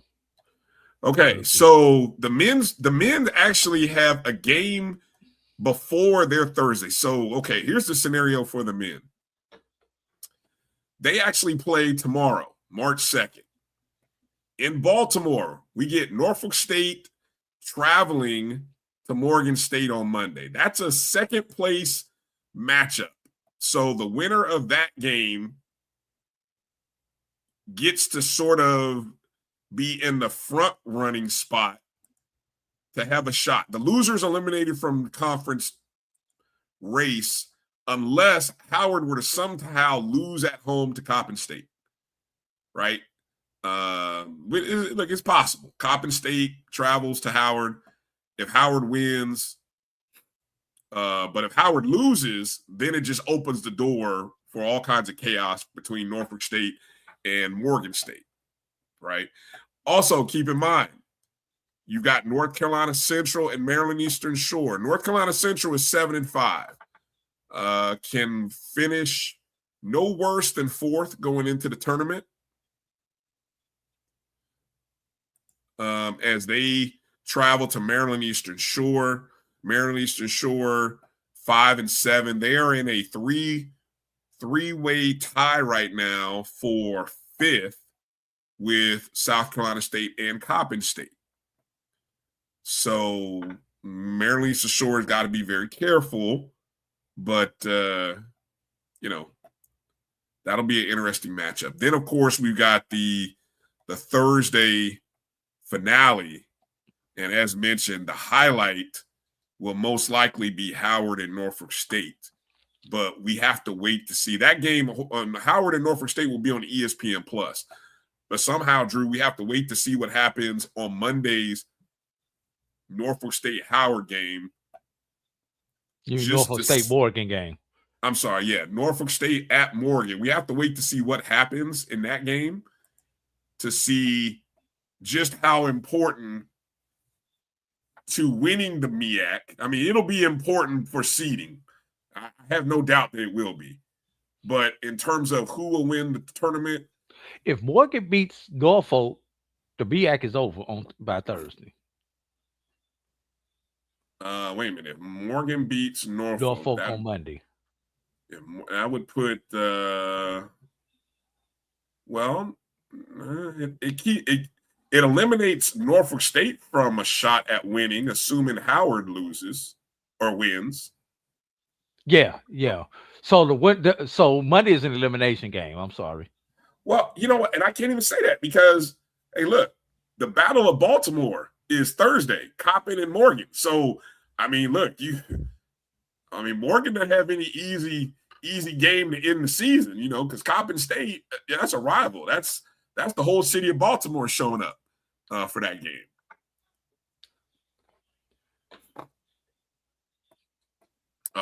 Edwin said Maryland Eastern Shore falling into the Atlantic Ocean. What happened to them? That damn blizzard or that snowstorm is what happened to them. They were clicking, and then don't forget that snowstorm basically put them on the shelf for like 10 days, where they had to cancel a couple games, or postpone a couple games. But the women were able to rebound. Why weren't they in? Who knows? Maybe the men were playing already above their skis, and it just kind of caught up with them. But the women were the women did stumble too. Yeah, they both after the snowstorm came back on losing streaks. Yeah. All right. So fascinating stuff here down the stretch, man. Get to the TV. Make sure to follow at Live for Hoops. That if you want to basically find out what with the schedule, when teams are playing, just turn on the bell notification so that way when Liv drops some news and updates, you'll get notified. That's what I do. Bryan, let me tell you a secret that I did this weekend. What's that? On Saturday. Well, we had home baseball, so I had to work the home baseball game, get my position. I had everything set up, but Bryan, I bought the TV out of my office. Okay. And connected it to the hotspot that was at the stadium, for the stats, for the streaming. And we watched in our press area, and I say that loosely, if you've ever been to where we play baseball at, our press area. But we watched SIAC basketball. We watched who we was playing, Central State, Edward Waters. Then we started watching the CIAA tournament. And when between games, we switched to SWAC TV. See. And then came back to the CIAA tournament. There you go. So had the TV out there at the game. My point is, there's a way to get this stuff done, y'all. There's no excuse for not watching. Exactly. And I hate the fact that, again, all of the tournaments for the MEAC, the OVC, the SWAC, they're all on ESPN Plus. Again, if you got ESPN Plus, hey, great. I hate it for the conferences because, again, I'm not going to beat the dead horse. I'm not going to beat the Bronco, but it is what it is. Let's get to these rankings so we can get up out of here, Bryan. All right, time for some rankings. We thought that. Let's go to the break and then come back for the rankings. Oh, you want to do break? Yeah. Here we are at the end of the show, and Drew wants to go to break. Let's go to break. Oh, God. All right. When we come back from the break, we got the BCSN top 5 rankings, new rankings, Division I, Division II, and NAIA men and women. We just gonna give them to you quick. We're not gonna do the big reveal. We're gonna give them to you quick today. All right. See, that's Drew telling that quick tease. So hang tight with us. You're watching the BCSN SportsWrap right here on the Black College Sports Network. We'll be back in just a moment. For over 30 years, HBCU Image has been more than just an apparel store. We've been a movement, a statement, a legacy. We celebrate the pride, the purpose, and the culture that make historically black colleges and universities legendary. Whether you're a student or a lifelong supporter, our gear lets you wear your HBCU story with confidence and style. Because when you wear HBCU Image, you're not just wearing clothes. You're wearing culture. You're wearing pride. You're wearing purpose. HBCU Image, a Kenny T's company. From cancer care to accidental injuries to cardiac care, we all know that there are times that you can't control what happens in your life. But with Globe Life Family Heritage, you can be prepared to weather the storm when it comes. Call Dr. Beverly Eagle Rogers at 877-300-8269 or visit the website at globelifefamilyheritage.com. With over 25 years of serving communities, Dr. Beverly Eagles Rogers is here to help you and your family through difficult times. Dr. Beverly takes pride in Globe Life being one of the few companies that returns 100% of premiums to clients that stay healthy. So for more information, call Dr. Beverly Eagle Rogers at 877-300-8269 or visit the website at globelifefamilyheritage.com. Are you hungry for authentic Caribbean food like jerk chicken, oxtail, red snapper, shrimp, tofu, and rasta pasta? Well, find your way over to Mango's Caribbean Restaurant, 180 Auburn Avenue, right next to Royal Peacock in downtown Atlanta. Them belly full, but we hungry. Mango's Caribbean Restaurant, open daily from 11 a.m. to 10 p.m. And on Friday and Saturday, we're open till 4 a.m. Come to Mango's and put some spice in your life. Oh, we've got a good thing going. Mango's Caribbean Restaurant, 180 Auburn Avenue, right next to Royal Peacock in downtown Atlanta. For more info or directions, call 404-698-3992 or log on to mangoscaribbeanrestaurant.com. For instant coupons, text MANGOS to 313131. Tell your mama hungry, papa hungry, brother hungry. Mango's Caribbean Restaurant, authentic Caribbean cuisines. Open up the door, tell them mama hungry. You're looking for the latest information on Southern University sports, the Southwestern Athletic Conference, and HBCU athletics. There's only one place to go. Tune in to the Carlos Brown Show, exclusively on the Black College Sports Network.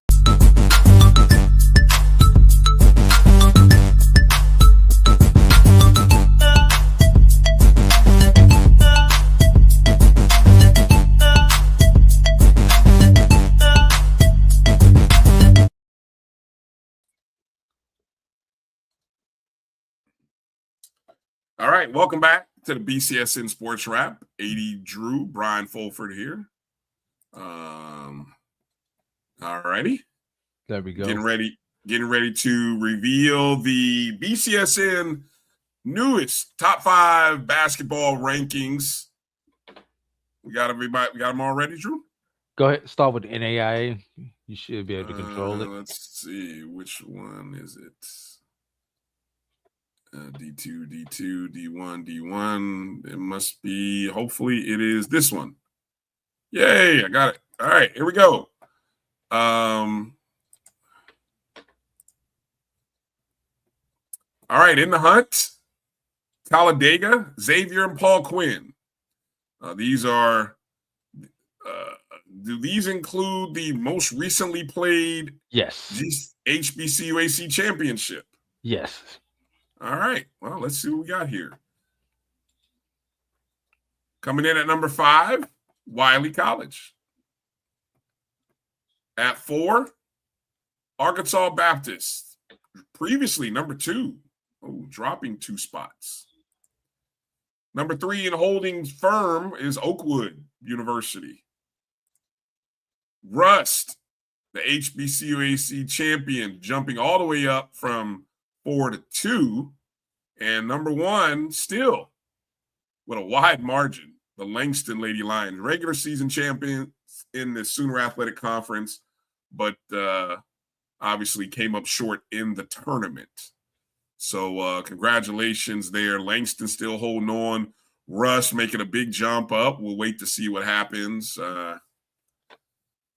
Be interesting to see what it'll take for Langston not to get knocked off that perch, though. They built up a nice nest egg, though.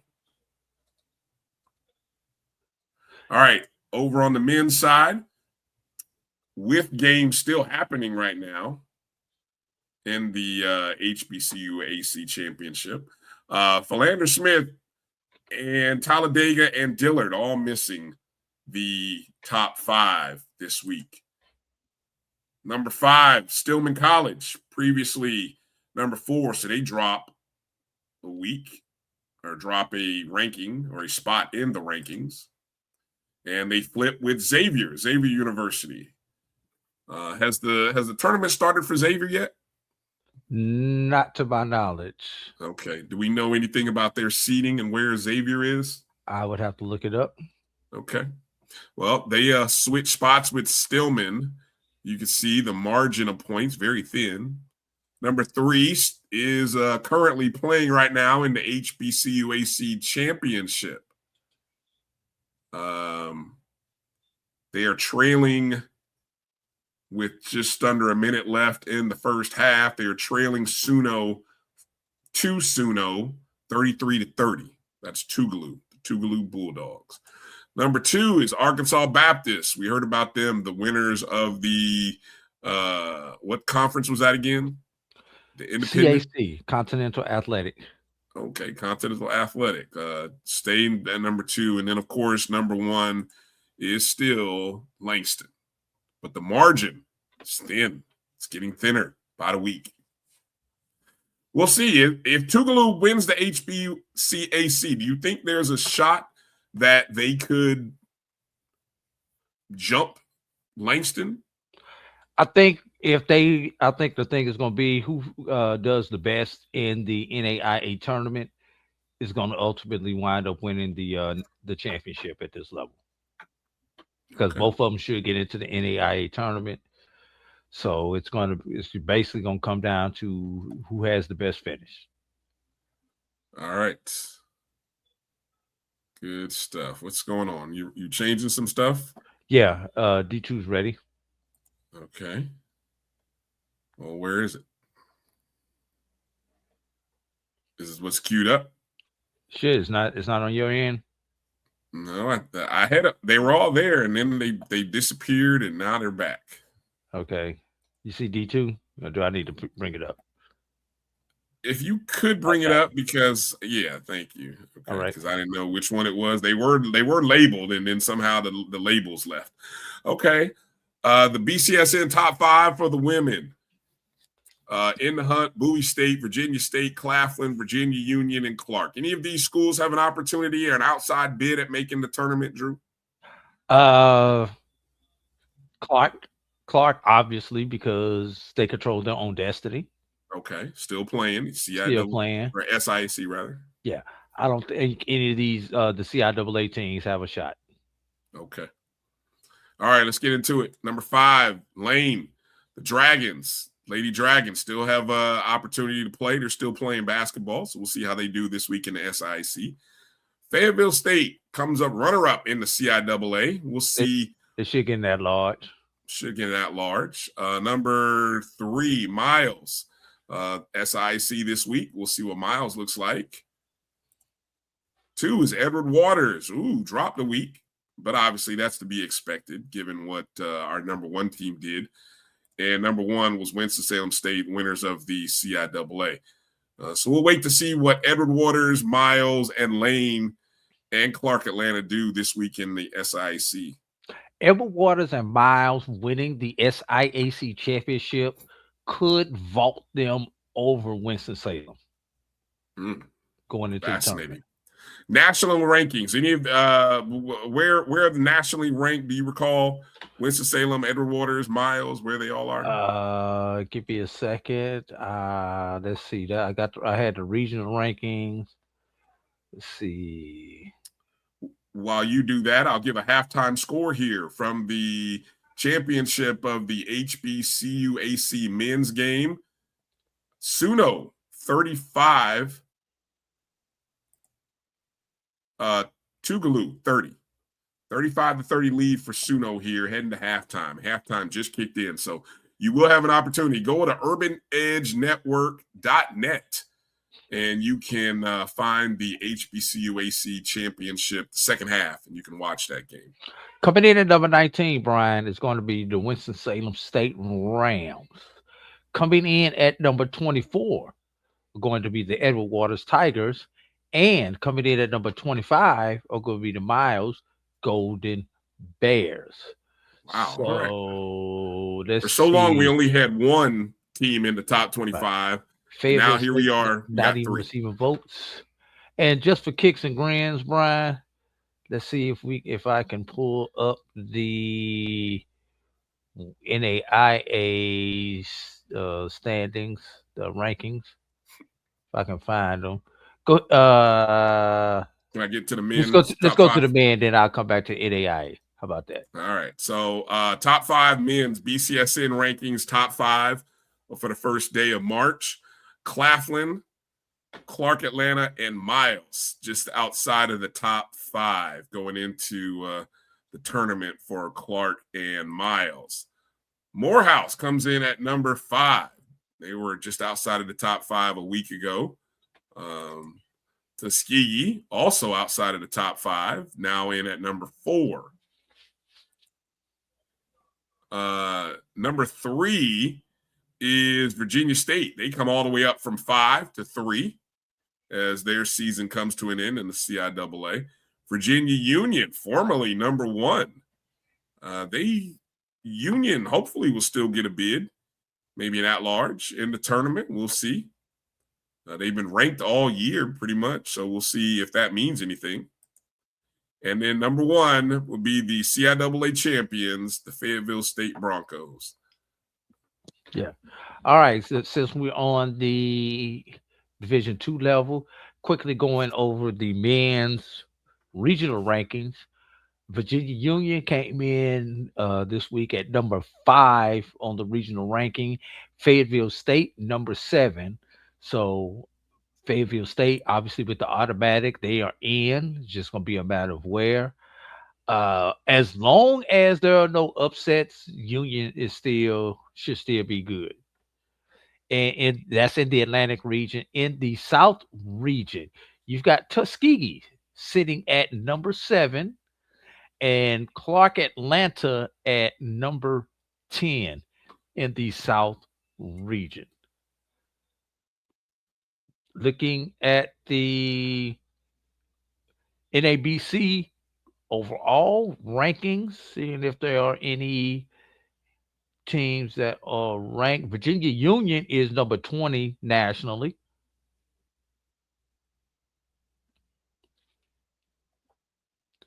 And that's going to be it on the national level in the NABC poll. And in the that's going to be it in those polls. Quickly switching over to the NAIA, Bryan. Langston came in at number 9, headed into the tournament on the men's side. And if you give me a second, I'll give you the women's rankings, see if we have anybody who's ranked on the women's side.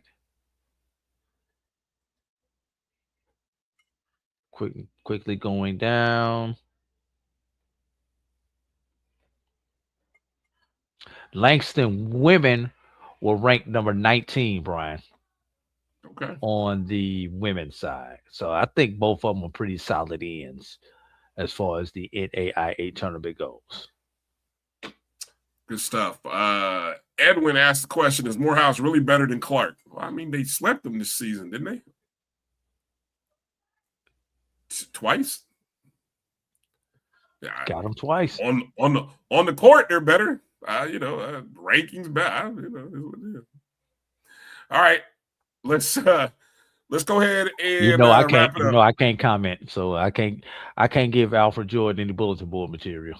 Let's go to the Division I rankings here. This will be interesting to see what kind of shuffling we have here. Which one is it this one? This one. Oh, wrong one. I had it up. There you go. You did. Okay. There you go.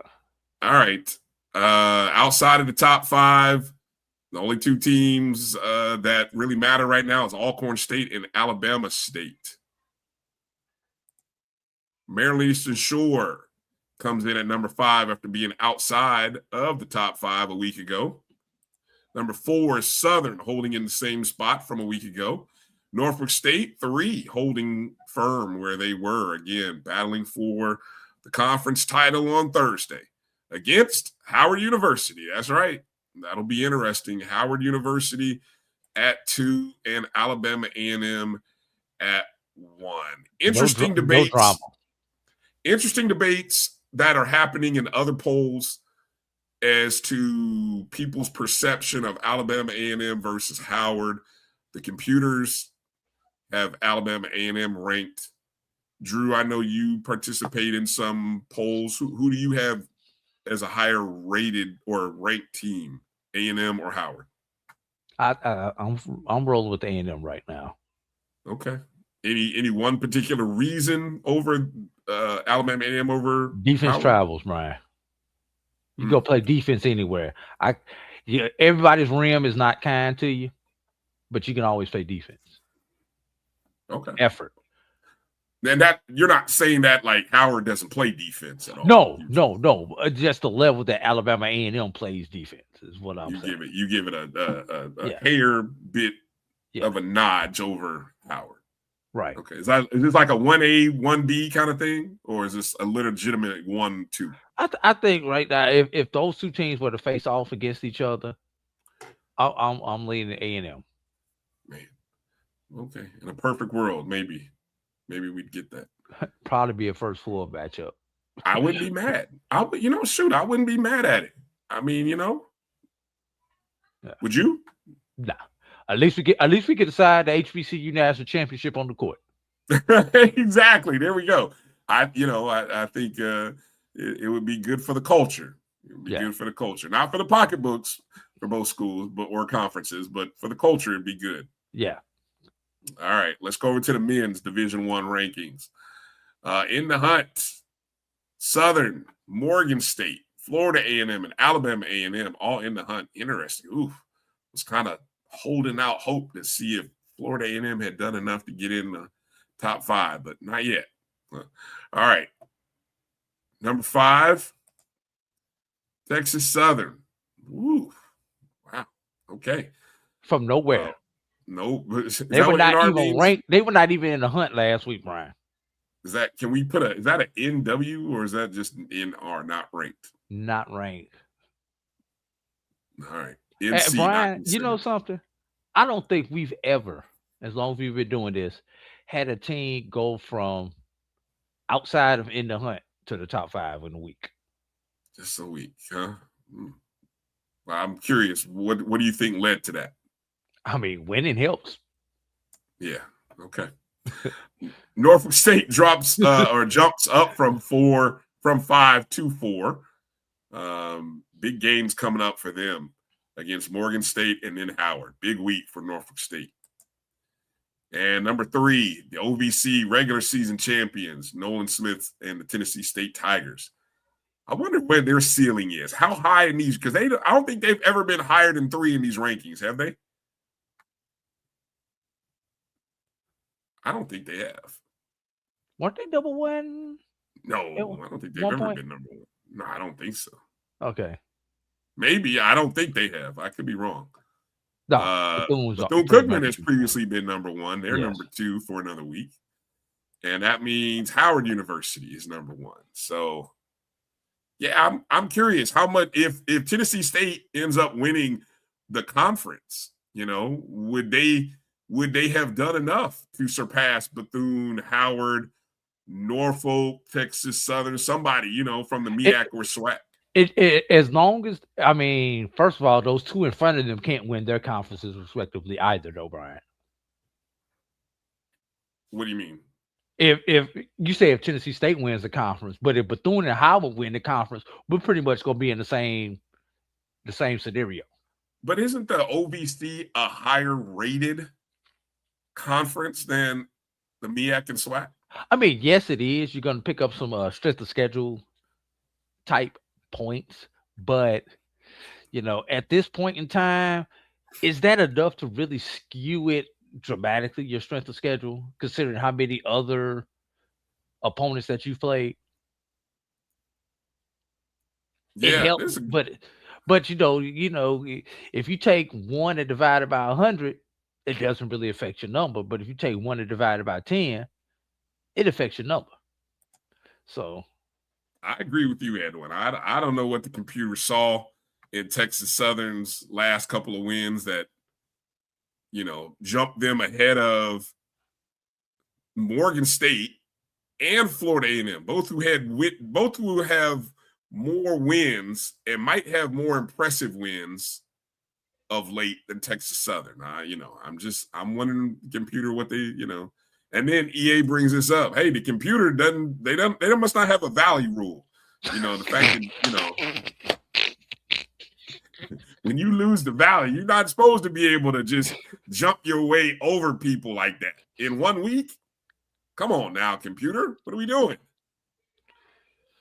But maybe the computer, maybe Valley's win over UAPB is what helped Texas Southern. I don't know.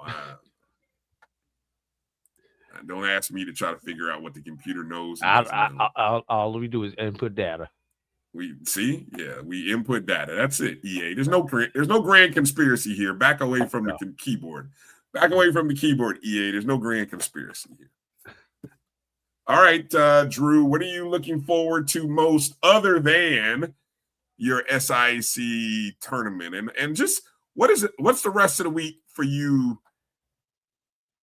Given that, because all athletics don't stop. All other athletics for Morehouse don't stop. But I got golf competing this weekend. Baseball, thank God, baseball is on the road. Track, I believe they're not competing this weekend. Outdoor season begins. We're switching over to outdoor. So it's just that time, Brian. Even what's going on, you still have to monitor all of your other teams, Brian. And spring football is getting ready to start up, Brian. Oh, that's right. Yeah. I've got people calling for interviews for our new football head coach. I've got people calling for interviews with our basketball coach because we won the division. So I got a lot of stuff I got to manage, Brian.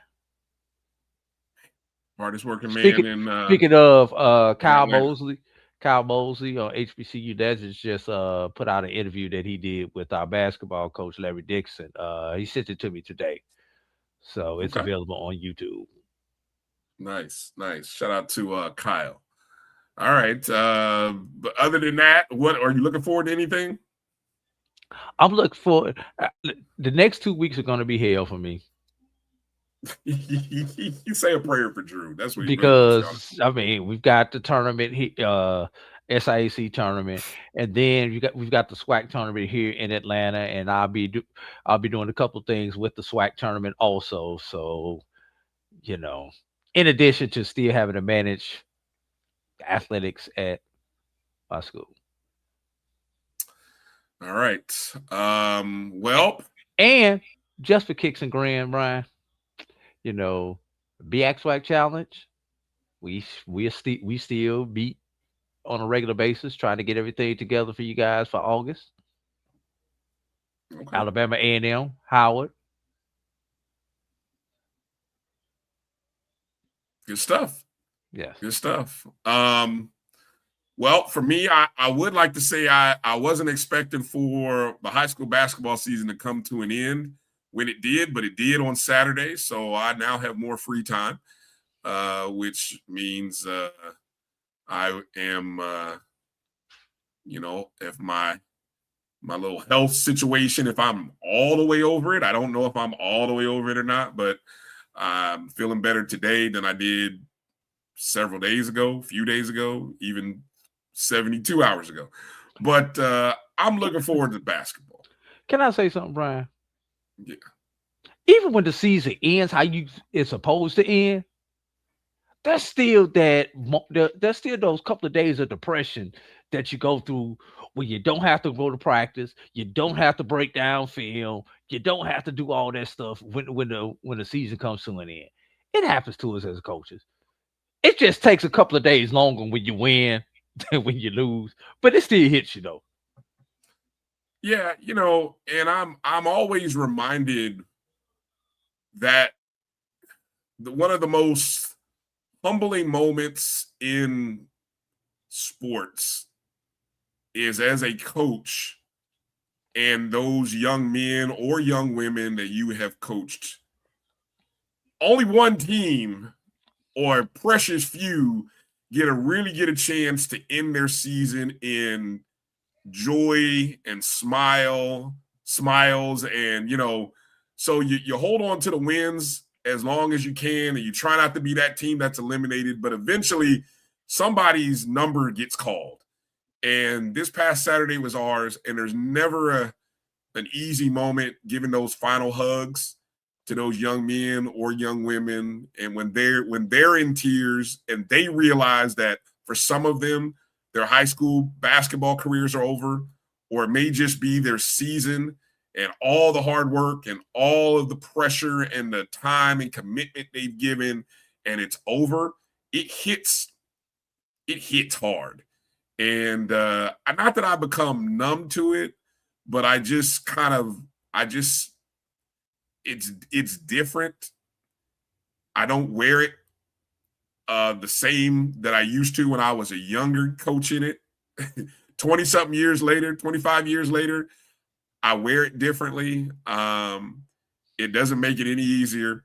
And so I'm always appreciative. And the range of emotions, every kid, I don't expect every kid to cry as hard. But you know, it does come to an end when it does. And so I'm just thankful again for another great year, being a part of a great staff and a great basketball program. And so as we watch these tournaments, just keep that in mind. Seasons are coming to an end for somebody.